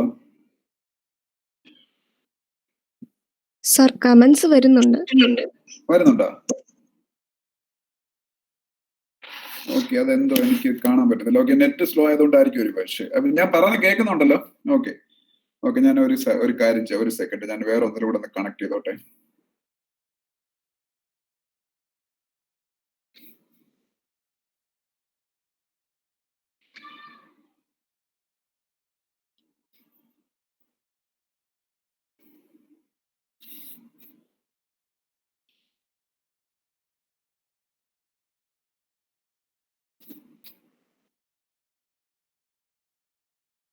ഓക്കെ ഓക്കെ ഓക്കെ, അപ്പം ഞാനിപ്പോ ലാസ്റ്റ് പറഞ്ഞത്, നിങ്ങളെ ആൻസർ ഞാൻ ചോദിക്കുമ്പോഴത്തേക്ക് ഇൻ കേസ് കേൾക്കുന്നുണ്ടെന്നൊക്കെ ചോദിച്ചാൽ എനിക്ക് ഒരുപക്ഷെ കമന്റ് കാണാൻ പറ്റുന്നുണ്ടായിരിക്കും. അപ്പൊ ആരെങ്കിലും ഒന്ന് പിന്നീട് അൺമ്യൂട്ട് ചെയ്തിട്ടൊന്ന് ഇപ്പം പറഞ്ഞതുപോലെ ഒന്ന് പറയണം. ഓക്കെ, അപ്പൊ എന്തായാലും ശശിധർ ജഗദീശനാണ് HDFC ബാങ്കിന്റെ പുതിയ CEO, ശശിധർ ജഗദീശൻ. ഓക്കെ, അതുപോലെ ഫിഫ എല്ലാവർക്കും അറിയാം, വേൾഡിലെ ഇന്റർനാഷണൽ ഫുട്ബോളിന്റെ പിന്നീട് ഇന്റർനാഷണൽ ഫുട്ബോളിനെ കൺട്രോൾ ചെയ്യുന്ന, വേൾഡിൽ ഏറ്റവും പോപ്പുലർ ആയിട്ടുള്ള ഗെയിമാണ് ഫുട്ബോൾ എന്ന് പറഞ്ഞാൽ, ഫുട്ബോളിനെ കൺട്രോൾ ചെയ്യുന്ന പിന്നീട് ഏജൻസിയാണ് ഫിഫ എന്ന് പറയുന്നത്, federation of international football association, FIFA. ഫിഫയുടെ ഹെഡ് ക്വാർട്ടേഴ്സ് എവിടെയാണെന്ന് അറിഞ്ഞിരിക്കണം. ഫിഫയുടെ ഹെഡ് ക്വാർട്ടേഴ്സ് എവിടെയാണ്? സൂറിച്ച് ആണ്. ഫിഫയുടെ ഹെഡ് ക്വാർട്ടേഴ്സ് എവിടെയാണ്? സൂറിച്ച്. മാത്യു ആൻസർ പറഞ്ഞു ഞാൻ കാണുന്നുണ്ട്. സൂറിച്ച്, ZURICH, സൂറിച്ച് ആണ് ഫിഫയുടെ ഹെഡ് ക്വാർട്ടേഴ്സ്. ഫിഫയുടെ പ്രസിഡന്റ് ആരാണ്? ഫിഫയുടെ ഹെഡിനെ പറയുന്നത് പ്രസിഡന്റ് എന്നാണ്. ഫിഫയുടെ പ്രസിഡന്റ് ആരാണ്? പെട്ടെന്ന് പറഞ്ഞ് ഫിഫയുടെ പ്രസിഡന്റ് ആരാണെന്ന്. FIFA federation Giani Infantino. Arya, Mathew എല്ലാരും പറഞ്ഞു, ജിതിൻ ഒക്കെ പറഞ്ഞു. ഗ്യാനി ഇൻഫാന്റിനോ ആണ്. GIANN, Giani Infantino, INFA Infantino, FANTINO. Giani Infantino ആണ് ഫിഫയുടെ പ്രസിഡന്റ് എന്ന് പറയുന്നത്, ഗ്യാനി ഇൻഫാന്റിനോ. അപ്പൊ FIFA under-20, under-17 world cup ഒക്കെ നടത്തുന്നുണ്ട്. സീനിയർ ഫുട്ബോൾ വേൾഡ് കപ്പിന് പുറമെ അവര് under-17 വേൾഡ് കപ്പ് നടത്തുന്നുണ്ട്, under-20 വേൾഡ് കപ്പ് നടക്കുന്നുണ്ട്. ഈ 2021 under-17 വേൾഡ് കപ്പ് ഫുട്ബോൾ നടക്കേണ്ടിയിരുന്നത് പെറുവിൽ വെച്ചും, under-20 world cup football tournament നടക്കേണ്ടിയിരുന്നത് ഇന്തോനേഷ്യയിൽ വെച്ചുമാണ്. പക്ഷെ ഇത് രണ്ടും അവര് വേണ്ടാന്ന് വെച്ചു, കാര്യം ഈ കൊറോണ ഒക്കെ ആയതുകൊണ്ട്. എന്നിട്ട് 2023 ഇനിയും നടക്കും. എല്ലാം 2 വർഷം കൂടുമ്പോഴാണെന്ന് തോന്നുന്നു ഫിഫയുടെ under-17 വേൾഡ് കപ്പ് ഒക്കെ നടക്കുന്നത്. അപ്പൊ 2023 ആണ് ഇനി നടക്കാൻ പോണത്. ഈ സെയിം വെന്യൂ തന്നെ, under-17 നടക്കാൻ പോകുന്നത് പെറുവിലും, under-20 നടക്കാൻ പോകുന്നത് പിന്നീട് ഇന്തോനേഷ്യയിലാണ്. ഓക്കെ, അറിഞ്ഞിരിക്കുക. അപ്പം അത് മറ്റൊരു ന്യൂസ് ആണ്. അതുപോലെ ഞാൻ ഇതിനു മുമ്പേ കൈലാഷ് സത്യാർത്ഥിയെ കുറിച്ച് പറഞ്ഞു, അതുകൊണ്ട് ഞാൻ കൂടുതലായിട്ട് അദ്ദേഹത്തിനെ കുറിച്ച് പറയുന്നില്ല. കൈലാഷ് സത്യാർത്ഥി ഇന്ത്യയിൽ നിന്ന് ഇപ്പം പിന്നീട് Nobel prize for peace win ചെയ്ത ഇന്ത്യക്കാരനാണ് കൈലാഷ് സത്യാർത്ഥി എന്ന് പറയുന്നത്. അതുപോലെ വാജ്പേയിയുടെ ബർത്ത്ഡേ ആയിരുന്നു കുറച്ച് ദിവസം മുമ്പ്. എക്സാക്ട്ലി പറയുകയാണെന്നുണ്ടെങ്കിൽ December 25, ക്രിസ്മസിന്റെ അന്ന് വാജ്പേയിയുടെ ബർത്ത്ഡേ ആയിരുന്നു. വാജ്പേയി ഇന്ത്യയുടെ ആദ്യത്തെ NDA ഗവൺമെന്റിന്, BJPയുടെ നേതൃത്വത്തിലുള്ള ആദ്യ ഗവൺമെന്റിന് നേതൃത്വം കൊടുത്ത ആളായിരുന്നു അടൽ ബിഹാരി വാജ്പേയി, അല്ലെങ്കിൽ AB വാജ്പേയി. ഈ AB വാജ്പേയിയുടെ ബർത്ത്ഡേ ഇപ്പൊ ഇന്ത്യയിൽ ഒരു പർട്ടിക്കുലർ ഡേ ആയിട്ടാണ് സെലിബ്രേറ്റ് ചെയ്യുന്നത്. എന്ത് ഡേ ആയിട്ടാണ് AB വാജ്പേയിയുടെ ബർത്ത്ഡേ സെലിബ്രേറ്റ് ചെയ്യുന്നത്? ഓക്കെ, ആര്യ പറഞ്ഞു ആൻസർ. ഗുഡ് ഗവേണൻസ് ഡേ ആയിട്ടാണ്. Good governance day. AB വാജ്പേയിയുടെ ബർത്ത്ഡേ ഇന്ത്യയിലെ ഗുഡ് ഗവേണൻസ് ഡേ ആയിട്ടാണ് സെലിബ്രേറ്റ് ചെയ്യുന്നത്, അറിഞ്ഞിരിക്കുക. ഓക്കെ, പിന്നീട് ഇന്ത്യയിൽ ഒരുപാട് റിഫൈനറീസ് ഉണ്ട്, പെട്രോളിയമായിട്ട് ബന്ധപ്പെട്ട ഒത്തിരി റിഫൈനറീസ്. ONGCയും ഇന്ത്യൻ ഓയിൽ കോർപ്പറേഷനും റിലയൻസും ഒക്കെ നടത്തുന്നുണ്ട്. റിലയൻസിന്റെ റിഫൈനറി എന്ന് പറഞ്ഞാൽ വളരെ ഫേമസ് ആണ്. ഗുജറാത്തിലെ ജാംനഗറിലാണ് റിലയൻസിന്റെ റിഫൈനറി. അതുപോലെ ONGCക്കും ഇന്ത്യൻ ഓയിൽ കോർപ്പറേഷനും ഒക്കെ റിഫൈനറീസ് ഉണ്ട്. അപ്പൊ ഞാൻ പറഞ്ഞുകൊണ്ട് വന്നത്, ലിഥിയം റിഫൈനറി. ലിഥിയം നിങ്ങൾ കേട്ടിട്ടുണ്ടല്ലോ, ഒരു പിന്നെ ലിഥിയം ഒരു മെറ്റൽ അല്ലേ, ലിഥിയം ഒരു മെറ്റലാണ്. അപ്പൊ ഈ ലിഥിയം എന്ന് പറയുന്ന സംഭവത്തിന് റിഫൈൻ ചെയ്തെടുക്കാനുള്ള ഒരു ലിഥിയം റിഫൈനറി ഇന്ത്യയിൽ സ്റ്റാർട്ട് ചെയ്യാൻ പോവുകയാണ്. അത് ഏത് സ്റ്റേറ്റിലാണ് നടന്നിരിക്കുന്നത്? ഇന്ത്യയുടെ ഫസ്റ്റ് ലിഥിയം റിഫൈനറി വരാൻ പോകുന്നത് ഏത് സ്റ്റേറ്റിലാണ്? ഗുജറാത്തിലാണ്. ഇന്ത്യയുടെ ഫസ്റ്റ് ലിഥിയം റിഫൈനറി വരാൻ പോകുന്നത് ഗുജറാത്തിലാണ്. അതിലൂടെ എഴുതിക്കൊള്ളുക. അതുപോലെ ഇന്ത്യയിൽ ഹോക്കി എന്ന് പറയുന്ന ഗെയിമിന് ഏറ്റവും കൂടുതൽ പ്രാധാന്യം കൊടുക്കുന്ന സ്റ്റേറ്റ്, ഇന്ത്യയിൽ ഹോക്കി എന്ന് പറയുന്ന ഗെയിമിന് ഏറ്റവും കൂടുതൽ ഇമ്പോർട്ടൻസ് കൊടുക്കുന്ന സ്റ്റേറ്റ് എന്ന് പറയുന്നത് ഒഡീഷയാണ്. ഇന്ത്യയുടെ ഹോക്കി ടീമിനെ സ്പോൺസർ ചെയ്യുന്നത് പോലും ഒഡീഷയാണ്. വേൾഡിലെ 4th റാങ്ക്ഡ് ഹോക്കി ടീമാണ് ഇന്ത്യ. ലോകത്തിലെ ഹോക്കി റാങ്കിങ്ങിൽ ഇന്ത്യ 4ാം സ്ഥാനക്കാരാണ്. ആദ്യത്തെ 3 സ്ഥാനക്കാരും യൂറോപ്യൻ ടീമുകളാണ്. പിന്നെ ഒന്ന് ഓസ്ട്രേലിയയുമാണ്. നെതർലാൻഡ്സും ഓസ്ട്രേലിയയും ബെൽജിയം ഒക്കെയാണ് ആദ്യത്തെ 3 സ്ഥാനങ്ങളിൽ നിൽക്കുന്നത്. 4ാം സ്ഥാനത്ത് ഇന്ത്യയാണ്. അപ്പൊ വേൾഡിലെ one of the best hockey teams ആയ ഇന്ത്യ എന്ന് പറയുന്ന ടീമിനെ സ്പോൺസർ ചെയ്യുന്നത്. അപ്പൊ ഇന്ത്യൻ ടീമിന്റെ ജേഴ്സി നിങ്ങൾ ശ്രദ്ധിച്ചാൽ അതിൽ ഒഡീഷ എന്നാണ് എഴുതിയിരിക്കുന്നത്. അപ്പൊ ഒഡീഷ എന്ന് പറയുന്ന സ്റ്റേറ്റ് അത്രയും ഹോക്കിക്ക് പ്രാധാന്യം കൊടുക്കുന്നുണ്ട്. അതുകൊണ്ട് തന്നെ പല ഹോക്കി വേൾഡ് കപ്പുകളും ഇപ്പൊ ഒഡീഷയിൽ വെച്ചാണ് നടക്കുന്നത്. നെക്സ്റ്റ് ഹോക്കി വേൾഡ് കപ്പ് ഒഡീഷയിൽ 2023 മറ്റൊരു ഹോക്കി വേൾഡ് കപ്പ് ഒഡീഷയിൽ വെച്ച് നടക്കുന്നുണ്ട്. അത് എക്സാക്ട് ഇയർ എന്നാണ് നിങ്ങൾ നോക്കിക്കൊണ്ടാൽ മതി. ഈ ഒഡീഷയിലാണ് ഇന്ത്യയിലെ ലാർജസ്റ്റ് ഹോക്കി സ്റ്റേഡിയം വരാൻ പോണത്. ഒഡീഷയിൽ എവിടെയാണ് ഇന്ത്യയിലെ ഏറ്റവും വലിയ ഹോക്കി സ്റ്റേഡിയം വരാൻ പോണതെന്ന് പറയാമോ? റൂർക്കേലയിലാണ്. അനഘ പറഞ്ഞു, ശരിയാണ്, റൂർക്കേല. ROURKELA, റൂർക്കേലയിലാണ് ഇന്ത്യയിലെ ഏറ്റവും വലിയ ഹോക്കി സ്റ്റേഡിയം വരാൻ പോകുന്നത്. ബിജു പട്നായിക് യൂണിവേഴ്സിറ്റി ക്യാമ്പസിനകത്താണ്. ബിജു പട്നായിക് എന്ന് പറയുന്നത് ഈ ഒഡീഷ ഭരിക്കുന്ന പാർട്ടിയുടെ പേര് BJD എന്നാണ്, ബിജു ജനതാദൾ.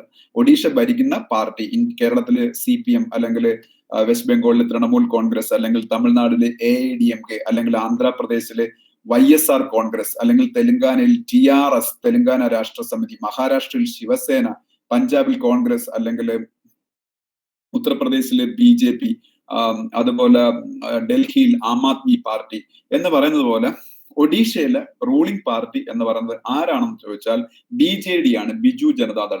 ആ പാർട്ടിക്ക് ബിജു ജനതാദൾ എന്ന് എന്തുകൊണ്ട് പേര് വന്നു ചോദിച്ചാൽ പഴയ ഒരു ജനതാദൾ ലീഡറായ ബിജു പട്നായിക് ആണ് ആ പാർട്ടി സ്റ്റാർട്ട് ചെയ്തത്. അദ്ദേഹം ഒഡീഷയുടെ ചീഫ് മിനിസ്റ്റർ ആയിരുന്നു. അദ്ദേഹത്തിന്റെ മരണശേഷം ആ ചീഫ് മിനിസ്റ്റർഷിപ്പ് അദ്ദേഹത്തിന്റെ മകനായ നവീൻ പട്നായിക്കിലേക്ക് പോവുകയാണ് ചെയ്തത്. അദ്ദേഹം വളരെ നല്ല കറപ്ഷൻ ഫ്രീ ആയിട്ടുള്ള ഒരു ഗവേണൻസ് അവിടെ കാഴ്ചവെക്കുന്നുണ്ട്. കണ്ടിന്യൂസ് ആയിട്ട് 4 തവണയായിട്ട് ഏകദേശം 20 വർഷത്തിലേറെ അദ്ദേഹം ഒഡീഷയുടെ ചീഫ് മിനിസ്റ്റർ ആണ്. അദ്ദേഹമാണ് ഇന്ത്യയിൽ ഏറ്റവും കൂടുതൽ ഹോക്കി പ്രൊമോട്ട് ചെയ്യാൻ വേണ്ടിയിട്ടുള്ള പ്രവർത്തനങ്ങൾ ഇന്ത്യയിൽ കാഴ്ചവെച്ചുകൊണ്ടിരിക്കുന്നത്. ഇന്ത്യയുടെ ഹോക്കി ടീമിനെ സ്പോൺസർ ചെയ്യുന്ന ഉൾപ്പെടെ അവരാണ്, ഒഡീഷയിലാണ് ഇന്ത്യയിലെ ഏറ്റവും വലിയ ഹോക്കി സ്റ്റേഡിയം വരാൻ പോകുന്നത്. റൂർക്കേലയിലാണ്. അവിടെയുള്ള ബിജു പട്നായിക് പിന്നീട് യൂണിവേഴ്സിറ്റി ഓഫ് ടെക്നോളജി ക്യാമ്പസിന്റെ അകത്താണ് അത് വരുന്നത്. ഓക്കെ, അപ്പോ അതൊക്കെ നന്നായിട്ട് പഠിച്ചു വെച്ചേക്കണം. പിന്നീട് ഞാൻ കുറെ റൂളിംഗ് പാർട്ടികളുടെ പേരൊക്കെ പറഞ്ഞു. ഈ റൂളിംഗ് പാർട്ടികളുടെ പേരൊക്കെ പഠിച്ചു വയ്ക്കുന്നത് നല്ലതാണ്. ഈ എക്സാമിനൊക്കെ ചിലപ്പോൾ അങ്ങനെയൊക്കെ ചോദിക്കും. ഒരിക്കൽ അങ്ങനെ ചോദിച്ച് ഞാൻ കണ്ടിട്ടുണ്ട് ക്വസ്റ്റ്യൻ, വെസ്റ്റ് ബംഗാളിന്റെ റൂളിംഗ് പാർട്ടിയുടെ പേര്. അതൊക്കെ നിങ്ങൾക്ക് അറിയാം, വെസ്റ്റ് ബംഗാളൊക്കെ ഭരിക്കുന്നത് ആരെന്നൊക്കെ ഇപ്പം എല്ലാവർക്കും അറിയാവുന്നതാണ്. എന്നാലും ജസ്റ്റ് ഞാൻ പറഞ്ഞോളൂ, ചീഫ് മിനിസ്റ്റേഴ്സിന്റെ പേരൊക്കെ പഠിക്കുന്ന പോലെ ചിലപ്പോൾ ഒരു പാർട്ടിയുടെ പേരൊക്കെ ആയിരിക്കും ചോദിക്കുന്നത്. ഈ ചീഫ് മിനിസ്റ്റർ ഏത് പാർട്ടിക്കാരനാണ്, പാർട്ടിക്കാരിയാണ്, അങ്ങനെയൊക്കെ ചോദിക്കാൻ വേണമെങ്കിൽ. ഓക്കെ, വേൾഡ് ബാങ്കിന്റെ പ്രസിഡന്റ് ആരാണ്? വേൾഡ് ബാങ്കിന്റെ ഹെഡിനെയാണ് വേൾഡ് ബാങ്കിന്റെ പ്രസിഡന്റ് എന്ന് പറയുന്നത്. വേൾഡ് ബാങ്കിന്റെ പ്രസിഡന്റ് ആരാണെന്ന് അറിയാവുന്നവർ പെട്ടെന്ന് കമന്റ് ചെയ്തേ. എന്തായാലും നിങ്ങൾക്ക് അത് അറിയായിരിക്കും. ഡേവിഡ് മാൽപാസ് ആണ്. ആര്യ, മാത്യു കെന്നഡി, രേവതി എല്ലാവരും പറഞ്ഞു. ഡേവിഡ് മാൽപാസ് ആണ് വേൾഡ് ബാങ്കിന്റെ പ്രസിഡന്റ് എന്ന് പറഞ്ഞത്. David Malpass, MALPAS. David Malpass ആണ്. ഞാൻ പറഞ്ഞ സ്പെല്ലിംഗിൽ ചിലപ്പോൾ മിസ്റ്റേക്ക് കാണും, പക്ഷെ സ്പെല്ലിംഗിൽ കാര്യമില്ല. കാരണം നമ്മൾ സ്പെല്ലിംഗ് കറക്ഷന് വേണ്ടിയിട്ടല്ല അവിടെ പോയിരിക്കുന്നത്. അല്ലെങ്കിൽ മിസ്പെൽ ചെയ്ത വേർഡ്സ് കണ്ടുപിടിക്കാനല്ല, നമുക്കൊരു ആൻസർ കണ്ട് നമുക്ക് തിരിച്ചറിയാൻ പറ്റണം, അത്രേ ഉള്ളൂ. അപ്പൊ ഡേവിഡ് മാൽപാസ് ആണ് വേൾഡ് ബാങ്കിന്റെ പ്രസിഡന്റ് എന്ന് പറയുന്നത്. വേൾഡ് ബാങ്കിന്റെ ഹെഡ് ക്വാർട്ടേഴ്സ് എവിടെയാണ്? വേൾഡ് ബാങ്കിന്റെ ഹെഡ് ക്വാർട്ടേഴ്സ് അതും കൂടെ പറഞ്ഞ പെട്ടെന്ന്. വേൾഡ് ബാങ്കിന്റെ ഹെഡ് ക്വാർട്ടേഴ്സ് എവിടെയാണ്?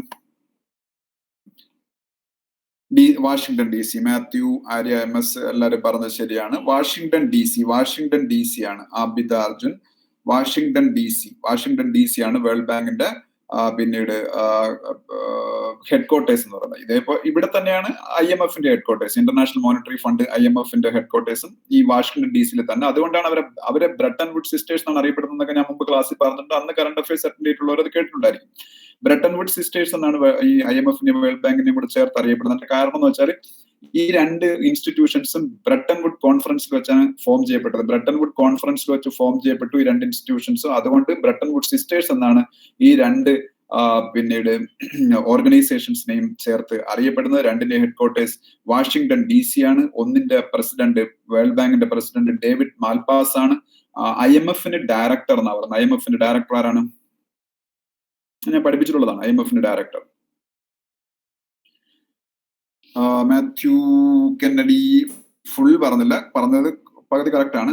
ക്രിസ്റ്റാലിന ജോർജിയേവ. ശരിയാണ്. ക്രിസ്റ്റാലിന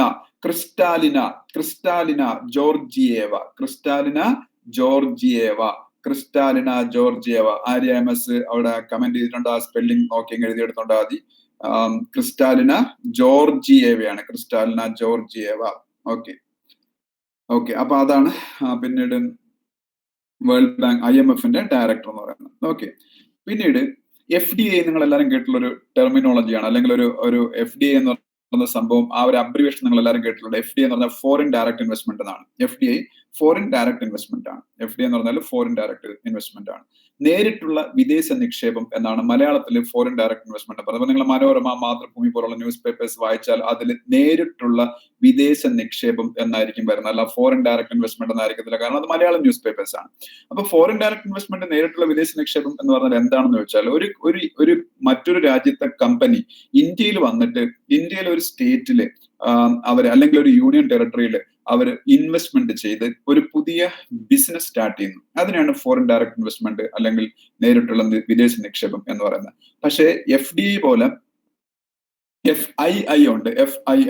FII എന്ന് പറഞ്ഞാൽ ഫോറിൻ ഇൻസ്റ്റിറ്റ്യൂഷണൽ ഇൻവെസ്റ്റ്മെന്റ് ആണ്. FDA ഫോറിൻ ഡയറക്ട് ഇൻവെസ്റ്റ്മെന്റ് ആണെങ്കിൽ FII ഫോറിൻ ഇൻസ്റ്റിറ്റ്യൂഷണൽ ഇൻവെസ്റ്റ്മെന്റ് ആണ്. അപ്പൊ FII ഫോറിൻ ഇൻസ്റ്റിറ്റ്യൂഷണൽ ഇൻവെസ്റ്റ്മെന്റ് എന്ന് പറയുന്നത് എന്താണ്? ഫോറിൻ ഡയറക്ട് ഇൻവെസ്റ്റ്മെന്റുമായിട്ട് വലിയ ഡിഫറൻസ് ആണ്. പേരൊക്കെ ഏകദേശം സെയിം ആണെന്നുണ്ടെങ്കിൽ പോലും ഫോറിൻ ഇൻസ്റ്റിറ്റ്യൂഷണൽ ഇൻവെസ്റ്റ്മെന്റ് എന്ന് പറയുമ്പോഴത്തേക്ക് അത് ഷെയർ മാർക്കറ്റിലാണ് ഇൻവെസ്റ്റ്മെന്റ് നടക്കുന്നത്. ഇപ്പൊ നിങ്ങൾ പത്രമൊക്കെ വായിക്കുകയാണെന്നുണ്ടെങ്കിൽ ഇന്ത്യൻ ഷെയർ മാർക്കറ്റിലേക്ക് ഫോറിൻ ഇൻസ്റ്റിറ്റ്യൂഷൻസും ഫോറിൻ ഇൻഡിവിജ്വൽസും ഒക്കെ മണി പമ്പ് ചെയ്യുന്നു വായിക്കാൻ പറ്റും. ഇപ്പം അതിന്റെ ഒരു സമയമാണ്. ഒത്തിരി പേര് നമ്മളുടെ ഷെയർ മാർക്കറ്റിൽ മണി പമ്പ് ചെയ്യുന്നുണ്ട്. കാരണം ഷെയർ മാർക്കറ്റ് ഇപ്പൊ ഒരു അപ്വേർഡ് സ്വിംഗിലാണ്. അപ്പൊ അതുകൊണ്ട് അപ്പം ഈ ഫോറിൻ മാർക്കറ്റിൽ നിന്ന് വന്ന് ഫോറിനേഴ്സ് വന്ന് ഇന്ത്യയുടെ ഷെയർ മാർക്കറ്റിൽ ഇൻവെസ്റ്റ് ചെയ്യുമ്പോൾ അത്തരത്തിലുള്ള ഇൻസ്റ്റിറ്റ്യൂഷൻസിനെയാണ് FIIs എന്ന് പറയുന്നത്, ഫോറിൻ ഇൻസ്റ്റിറ്റ്യൂഷണൽ ഇൻവെസ്റ്റേഴ്സ് എന്ന് പറയുന്നത്. അവർ ഷെയർ മാർക്കറ്റിൽ ഇൻവെസ്റ്റ് ചെയ്യുന്നത്. അതാണ് difference, basic difference. FIIs invest in share market. പക്ഷേ FDA എന്ന് പറഞ്ഞാൽ അങ്ങനെയല്ല. നമ്മളെ ലാൻഡിൽ അവർ ഇൻവെസ്റ്റ് ചെയ്യുന്നത്. നമ്മൾക്ക് പുതിയൊരു ബിസിനസ് ആണ് അവർ സ്റ്റാർട്ട് ചെയ്ത് തരുന്നത്. ആ ബിസിനസ്സിൽ ഇന്ത്യക്കാരായ ആൾക്കാർക്ക് ജോലി കിട്ടും. ഓക്കെ. അപ്പൊ ഇന്ത്യക്ക് അതിൽ നിന്ന് ടാക്സ് കിട്ടും. അങ്ങനെ ഒത്തിരി ബെനിഫിറ്റ്സ് ഉണ്ട്. ഇപ്പം മോർ അല്ലെങ്കിൽ ബെറ്റർ ഏതാണെന്ന് വെച്ചാൽ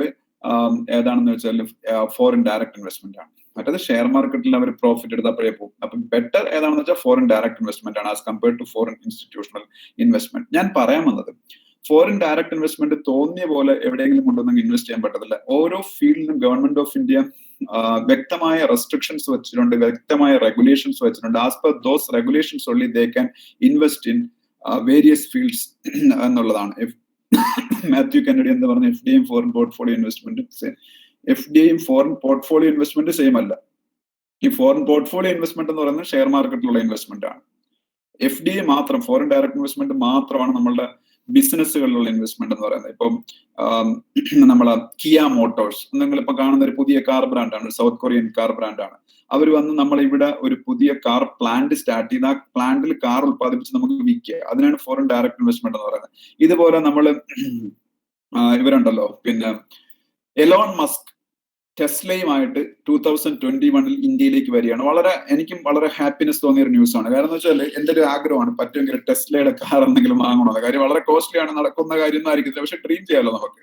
അവരുടെ ഏറ്റവും കുറഞ്ഞ കാർ ഇന്ത്യയിൽ ഇപ്പൊ ലോഞ്ച് ചെയ്യാൻ പോണത് തന്നെ 65 lakhs ഒക്കെ ആയിരിക്കും എന്റെ വില എന്ന് പറയുന്നത്. 55 തുടങ്ങിയിട്ട്.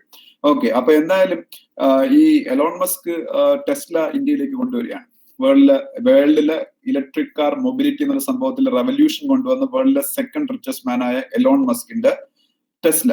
അപ്പൊ ഈ ടെസ്ല ഇന്ത്യയിൽ വരുമ്പോ ടെസ്ല ഭാവിയിൽ ഇപ്പൊ ചെയ്യാൻ പോണത് US ഒരു കമ്പോണൻസ് ഇങ്ങോട്ട് കൊണ്ടുവന്നിട്ട് ഇവിടെ അസംബിൾ ചെയ്ത് കൊടുക്കാനാ പോകുന്നത്. പക്ഷെ ഇന്ത്യയിൽ പ്ലാന്റ് തുടങ്ങി അവർ ഇന്ത്യയിൽ മാനുഫാക്ചറിങ് സ്റ്റാർട്ട് ചെയ്യും കുറച്ചു കാലം കഴിയുമ്പോൾ ഇന്ത്യയിൽ റെസ്പോൺസ് നോക്കിയിട്ട്. അപ്പം അതിനെയാണ് ഫോറിൻ ഡയറക്ട് ഇൻവെസ്റ്റ്മെന്റ് എന്ന് പറയുന്നത്. ഓക്കെ. അപ്പൊ ഫോറിൻ ഡയറക്ട് ഇൻവെസ്റ്റ്മെന്റ് അവർക്ക് തോന്നിയ പോലെ ഇൻവെസ്റ്റ് ചെയ്യാൻ പറ്റത്തില്ല. ഓരോ ഫീൽഡിലെയും റെഗുലേഷൻസും ഗവൺമെന്റ് സ്റ്റിപ്പുലേഷൻസിന്റെ അടിസ്ഥാനത്തിൽ മാത്രമേ ഇൻവെസ്റ്റ്മെന്റ് ചെയ്യാൻ പറ്റൂ. അപ്പോ ഇത്രയും കാലം ഇന്ത്യയിൽ DTH ഡയറക്ട് ഹോം സർവീസ് എന്ന് പറയുന്ന സംഭവത്തില് DTH നിങ്ങൾക്ക് അറിയാം, സൺ ഡയറക്റ്റും എയർടെല്ലും വീഡിയോകോണും ഒക്കെ ഉണ്ട്, അല്ലെങ്കിൽ ഡിഷ് ടിവിയും ഒക്കെ നമ്മളെ ഇന്ത്യയിലെ DTH ആണ്, ഡയറക്ട് ഹോം സർവീസ്. മുമ്പ് ഡയറക്ട് ഹോം സർവീസ് ഫീൽഡിൽ 100% ഫോറിൻ ഡയറക്ട് ഇൻവെസ്റ്റ്മെന്റ് അലൗഡ് അല്ലായിരുന്നു. അതായത് ഒരു ഫോറിൻ കമ്പനി ഇന്ത്യയിലേക്ക് വന്നാൽ അവർക്ക് ഇന്ത്യയിൽ ഒരു കമ്പനിയുമായിട്ട് ടൈപ്പിൽ മാത്രമേ മുമ്പോട്ട് പോകാൻ പറ്റുള്ളായിരുന്നു. അതുകൊണ്ടാണ് ടാറ്റ സ്കൈ എന്ന പേര് വന്നത്. ടാറ്റ സ്കൈ എന്ന് പറഞ്ഞാൽ വളരെ ഫേമസ് ആയിട്ടുള്ള ഒരു ഫോറിൻ നെറ്റ്വർക്ക് ആണ്. ഈ സ്കൈക്ക് ഇന്ത്യയിൽ വന്നിട്ട് ഒറ്റയ്ക്ക് DTH നടത്താൻ പറ്റാത്തതുകൊണ്ടാണ് അവർ ടാറ്റയുമായിട്ട് ടൈപ്പ് ആയത്. അങ്ങനെയാണ് ടാറ്റ സ്കൈ ഉണ്ടായത്. മനസ്സിലായോ? പക്ഷെ ഇനി ആ പ്രശ്നമില്ല. ഇനി വേണമെങ്കിൽ സ്കൈക്ക് ഒറ്റയ്ക്ക് ഇന്ത്യയിൽ നിൽക്കാം. കാരണം ഇന്ത്യയില് DTH ഡയറക്ട് ഹോം സർവീസ് ഫീൽഡില് government of India 100% foreign direct investment allow ചെയ്തു. 100% ഫോറിൻ ഡയറക്ട് ഇൻവെസ്റ്റ്മെന്റ് അലോ ചെയ്തു. നെക്സ്റ്റ് വരുന്ന ഒരു എക്സാമ്പിൾ ചോദിക്കാം. ഡയറക്ട് ഹോം സർവീസ് സെക്ടറിൽ ഫോറിൻ ഡയറക്ട് ഇൻവെസ്റ്റ്മെന്റ് ലിമിറ്റ് എത്രയാണ്? നിങ്ങൾക്ക് ഓപ്ഷൻസ് ആയിട്ട് 25%, 50%, 75%, 100%, നൺ ഓഫ് ദീസ്. അപ്പൊ ആൻസർ 100% ആണ്. ഒരു ഫോറിൻ കമ്പനിക്ക് ഇന്ത്യയിൽ ഒരു കൊളാബറേഷനും ഇല്ലാതെ ഒറ്റയ്ക്ക് സ്റ്റാർട്ട് ചെയ്യാൻ പറ്റും ഫ്യൂച്ചറിൽ. ഓക്കെ, അറിഞ്ഞിരിക്കുക. പിന്നീട് കർണാടകത്തിന്റെ ഗവർണർ ആരാണ്? കർണാടകത്തിന്റെ ഗവർണർ ആരാണ്? Karnataka governor Vajubhai Vala. Vajubhai Vala, VAJUBHAI, Vajubhai Vala, VALA, Vajubhai വാലയാണ് കർണാടകത്തിന്റെ ഗവർണർ. കർണാടകത്തിന്റെ ചീഫ് മിനിസ്റ്റർ നിങ്ങൾക്ക് അറിയായിരിക്കും എന്നുള്ള പ്രതീക്ഷയിലാണ് ഞാൻ ആ ക്വസ്റ്റ്യൻ ചോദിക്കാത്തത്. കർണാടകത്തിന്റെ ചീഫ് മിനിസ്റ്റർ നിങ്ങൾക്ക് എല്ലാവർക്കും അറിയാമെങ്കിൽ BS യെദ്യൂരപ്പയാണ്. കർണാടകത്തിന്റെ ചീഫ് മിനിസ്റ്റർ BS യെദ്യൂരപ്പ, കർണാടകത്തിന്റെ ഗവർണർ വാജുഭായി വാലയാണ്. വാജുഭായി വാല. ഓക്കെ, അതുപോലെ ഗൂഗിളിന്റെ സിഇഒയും നിങ്ങൾക്ക് എല്ലാവർക്കും അറിയാം. അതും ഞാൻ പറഞ്ഞു തരേണ്ട ആവശ്യമില്ല. ഗൂഗിളിന്റെ സിഇഒ ആരാണ്? ഗൂഗിളിന്റെ സിഇഒ ആരാണ്?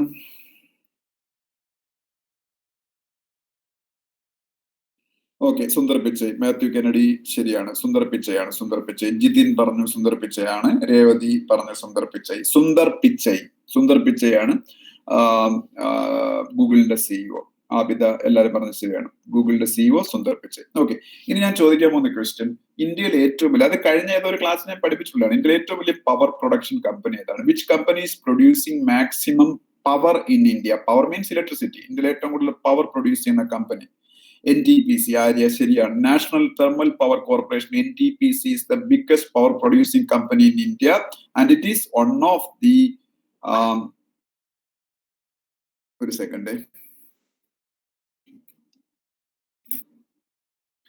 It is one of the Maharatna companies in India. NTPC, national thermal power corporation എന്ന് പറയുന്നത് ഇന്ത്യയിലെ ഒരു മഹാരത്ന കമ്പനികളിൽ ഒരെണ്ണമാണ് NTPC, national thermal power corporation. Okay, ഇന്ത്യയിലെ ഏറ്റവും കൂടുതൽ പവർ പ്രൊഡ്യൂസ് ചെയ്യുന്ന കമ്പനിയാണ് അറിഞ്ഞിരിക്കുക. അതിന്റെ ഹെഡ് ക്വാർട്ടേഴ്സ് ന്യൂഡൽഹിയിലാണ് NTPCയുടെ ഹെഡ് ക്വാർട്ടേഴ്സ്. ഓക്കെ, പിന്നെ national consumer rights day December 24. ഇന്ത്യയിലെ നാഷണൽ കൺസ്യൂമർ റൈറ്റ്സ് ഡേ എന്ന് പറയുന്നത് December 24 ആണ് അറിഞ്ഞിരിക്കുക. National consumer rights day. ഉപഭോക്തൃ സംരക്ഷണ ദിനം എന്ന് പറയും. ഉപഭോക്താവാണ് നമ്മളാണ് കൺസ്യൂമർ. കൺസ്യൂമർ റൈറ്റ്സ് ഡേ, ഉപഭോക്തൃ അവകാശ സംരക്ഷണ ദിവസം December 24. അതുപോലെ മലയാളത്തിലെ ഏറ്റവും വലിയ കവയത്രികളിൽ ഒരാളായ സുഗതകുമാരി മരിച്ച കാര്യം അത് ഞാൻ എക്സ്പ്ലെയിൻ ചെയ്യേണ്ട ആവശ്യമില്ല, നിങ്ങൾക്ക് എല്ലാവർക്കും അറിയാവുന്ന കാര്യമാണ്. ഓക്കെ,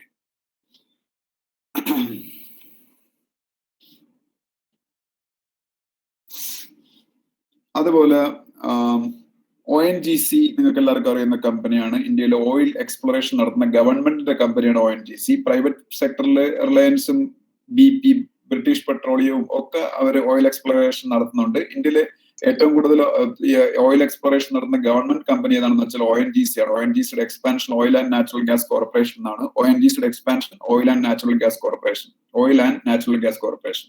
ഓക്കെ, ഇന്ത്യയുടെ petroleum and natural gas minister, അവരുടെ അണ്ടറിലാണ് ഈ ONGC ഒക്കെ വരുന്നത്. ഇന്ത്യയുടെ പെട്രോളിയം മിനിസ്റ്ററുടെ അണ്ടറിൽ. Who is the petroleum and natural gas minister of India? Petroleum and natural gas minister of India Dharmendra Pradhan. Arya, Mathew Kennedy രണ്ടുപേരും പറഞ്ഞത് ശരിയാണ്. ധർമ്മേന്ദ്ര പ്രധാനാണ് ഇന്ത്യയുടെ petroleum and natural gas minister. Dharmendra Pradhan. ബംഗാളിലെ ആദ്യത്തെ ഓയിൽ റിസർവ് NTPCയുടെ ONGCയുടെ നേതൃത്വത്തിൽ സ്റ്റാർട്ട് ചെയ്തു. അതിന് ബംഗാൾ ബേസിൻ എന്നാണ് അറിയപ്പെടുന്നത്. ബംഗാളില് ഓയിൽ എക്സ്പ്ലോർ അല്ലെങ്കിൽ ഓയിൽ പിന്നീട് എക്സ്ട്രാക്ട് ചെയ്തെടുക്കുന്ന പിന്നീട് ആദ്യത്തെ ഓയിൽ റിസർവ് ഇപ്പം കൊമേഴ്സ്യൽ ബേസിൽ ഓയിൽ എക്സ്ട്രാക്ട് ചെയ്യാൻ വേണ്ടിയിട്ട് അതിന്റെ പേര് ബംഗാൾ ബേസിൻ എന്നാണ്. ബംഗാൾ ബേസിൻ അത് റൺ ചെയ്യുന്നത് ONGC ആണ്, oil and natural gas corporation, ONGC ആണ്. ഓക്കെ. ADB ഞാൻ പലതവണ പറഞ്ഞിട്ടുള്ളതാണ്. ADB Asian development bank. ADB Asian development ബാങ്കിന്റെ ഹെഡ്ക്വാർട്ടേഴ്സ് എവിടെയാണെന്ന് പഠിപ്പിച്ചിട്ടുള്ളത്? ADB ഏഷ്യൻ ഡെവലപ്മെന്റ് ബാങ്കിന്റെ ഹെഡ്ക്വാർട്ടേഴ്സ് എവിടെയെന്നാണ് പഠിപ്പിച്ചിട്ടുള്ളത്? ADB ഏഷ്യൻ ഡെവലപ്മെന്റ് ബാങ്കിന്റെ ഹെഡ്ക്വാർട്ടേഴ്സ് മാനിലയാണ്. മാത്യു കെന്നഡി പറഞ്ഞു, ശരിയാണ്, മാനിലയാണ് ADB ഏഷ്യൻ ഡെവലപ്മെന്റ് ബാങ്കിന്റെ ഹെഡ്ക്വാർട്ടേഴ്സ്. ADBയുടെ പ്രസിഡന്റ് ആരാണ്?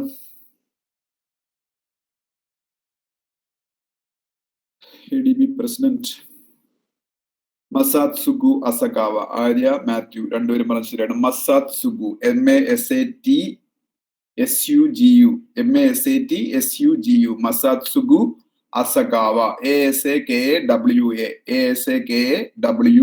മസാത്സുഗു അസകാവ. ആരാണ് ADBയുടെ പ്രസിഡന്റ്? ഏഷ്യൻ ഡെവലപ്മെന്റ് ബാങ്കിന്റെ പ്രസിഡന്റ് ആണ് മസാത്സുഗു അസകാവ. ഓക്കെ.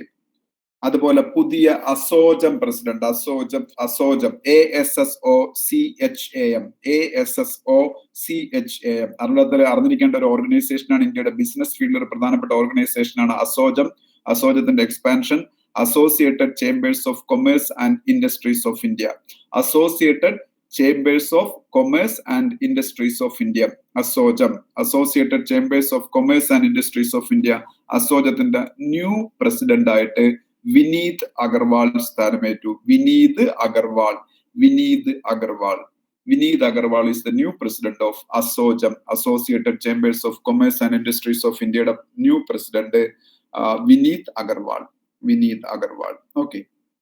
ഇന്ത്യയിലെ ഏറ്റവും വലിയ സ്വാതന്ത്ര്യ സമര സേനാനി എന്ന് ഞാൻ വിശ്വസിക്കുന്ന, അല്ലെങ്കിൽ എന്നെ പോലുള്ള പലരും വിശ്വസിക്കുന്ന ഒരു വ്യക്തിയുടെ 125th ബർത്ത് ആനിവേഴ്സറി ആണ് വരാൻ പോകുന്നത്. ആരുടെയാണെന്ന് പറയാമോ?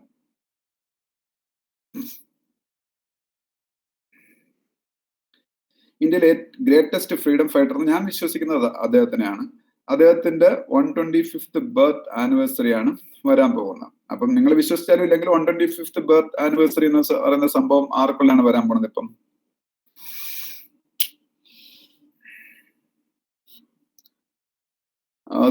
സുഭാഷ് ചന്ദ്രബോസിന്റെ ആണ് പിന്നെ 125th ബർത്ത് ആനിവേഴ്സറി വരാൻ പോകുന്നത്. അപ്പം അദ്ദേഹം ഒരുപാട് ത്യാഗങ്ങൾ അനുഷ്ഠിച്ചു. എല്ലാവരും ത്യാഗങ്ങൾ അനുഷ്ഠിച്ചിട്ടുണ്ട്. പക്ഷെ മറ്റുള്ളവരെ ഗാന്ധിജിയുടെ അഹിംസ എന്ന് പറയുന്ന സംഭവത്തിൽ നിന്നൊക്കെ വ്യത്യസ്തമായിട്ട് വേറൊരു രീതിയിൽ ബ്രിട്ടീഷുകാരോട് ചോരയ്ക്ക് പകരം ചോര എന്നുള്ള രീതിയിൽ പോരാടാൻ തീരുമാനിച്ച ഒരു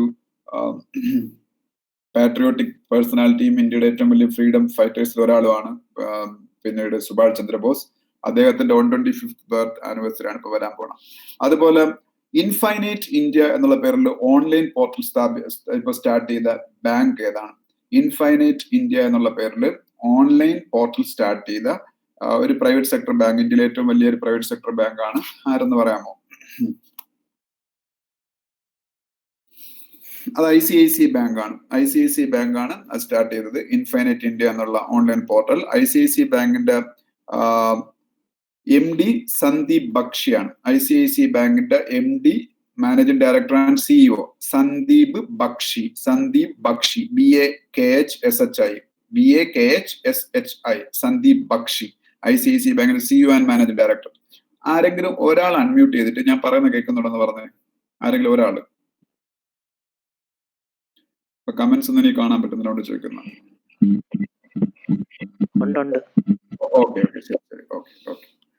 ഓക്കെ. അപ്പോ പിന്നീട് സന്ദീപ് ബക്ഷിയാണ് ICICI ബാങ്കിന്റെ CEO ആൻഡ് മാനേജിംഗ് ഡയറക്ടർ. അതായത് സന്ദീപ് ബക്ഷിയാണ് ICICI ബാങ്കിന്റെ CEO ആൻഡ് മാനേജിംഗ് ഡയറക്ടർ. ഓക്കെ. അതുപോലെ ബാങ്ക് ഓഫ് ബറോഡ ഹെഡ്ക്വാർട്ടേഴ്സ് എവിടെയാണെന്ന് അറിഞ്ഞിരിക്കുക. ബാങ്ക് ഓഫ് ബറോഡയുടെ ഹെഡ്ക്വാർട്ടേഴ്സ് ആ പേര് പറയുന്നത് പോലെ തന്നെ ബറോഡയാണ്. ബറോഡ എന്നല്ല ഇപ്പൊ പറയുന്നത്, വഡോദര എന്നാണ് പറയുന്നത്. ഗുജറാത്തിലാണ് വഡോദര. അപ്പൊ ഇപ്പൊ ബറോഡ എന്ന് പറയത്തില്ല, വഡോദരയാണ്. VADODARA വഡോദര. അപ്പം വഡോദരയാണ് പിന്നീട് ബാങ്ക് ഓഫ് ബറോഡയുടെ ഹെഡ്ക്വാർട്ടേഴ്സ് എന്ന് പറയുന്നത്. ബാങ്ക് ഓഫ് ബറോഡയുടെ സിഇഒ സഞ്ജീവ് ഛദ്ദയാണ്. സഞ്ജീവ് ഛദ്ദ, CHADHA, സഞ്ജീവ് ഛദ്ദ ആണ് ബാങ്ക് ഓഫ് ബറോഡയുടെ സിഇഒ. ഓക്കെ, അതുപോലെ ഇനി ഞാനൊരു ഓർഗനൈസേഷന്റെ പേര് പറയുമ്പോഴാണ് അതിന്റെ എക്സ്പാൻഷൻ ഒന്ന് പഠിച്ചു വെച്ചേക്കണം.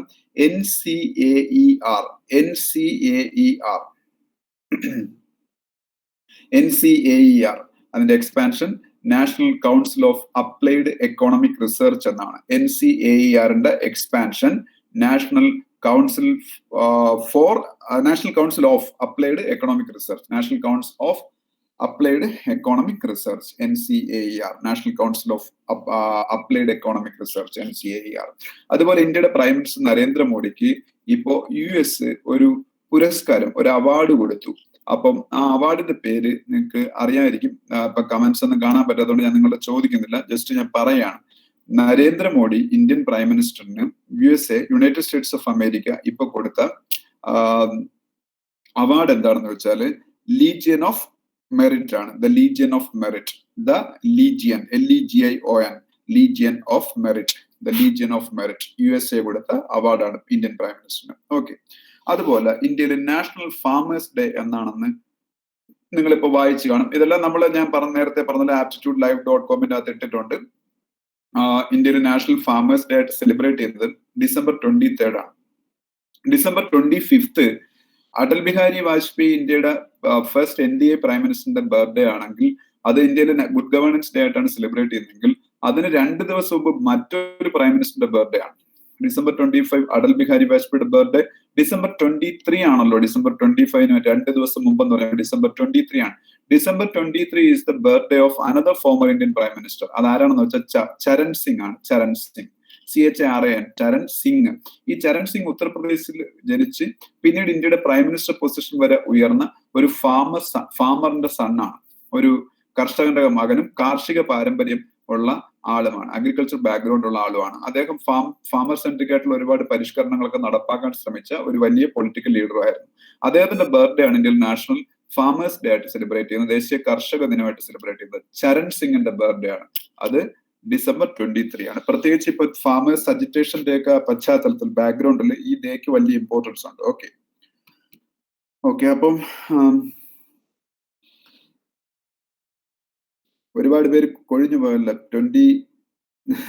ആദ്യം 30 സംതിങ് ഉണ്ടായിരുന്നു, ഇപ്പൊ 23 ആയിട്ട് കുറഞ്ഞു. ഓക്കെ, നമുക്കിപ്പോ നിർത്താം. ഞാൻ 1-2 കാര്യങ്ങളിൽ പറഞ്ഞ് സ്റ്റോപ്പ് ചെയ്യാം.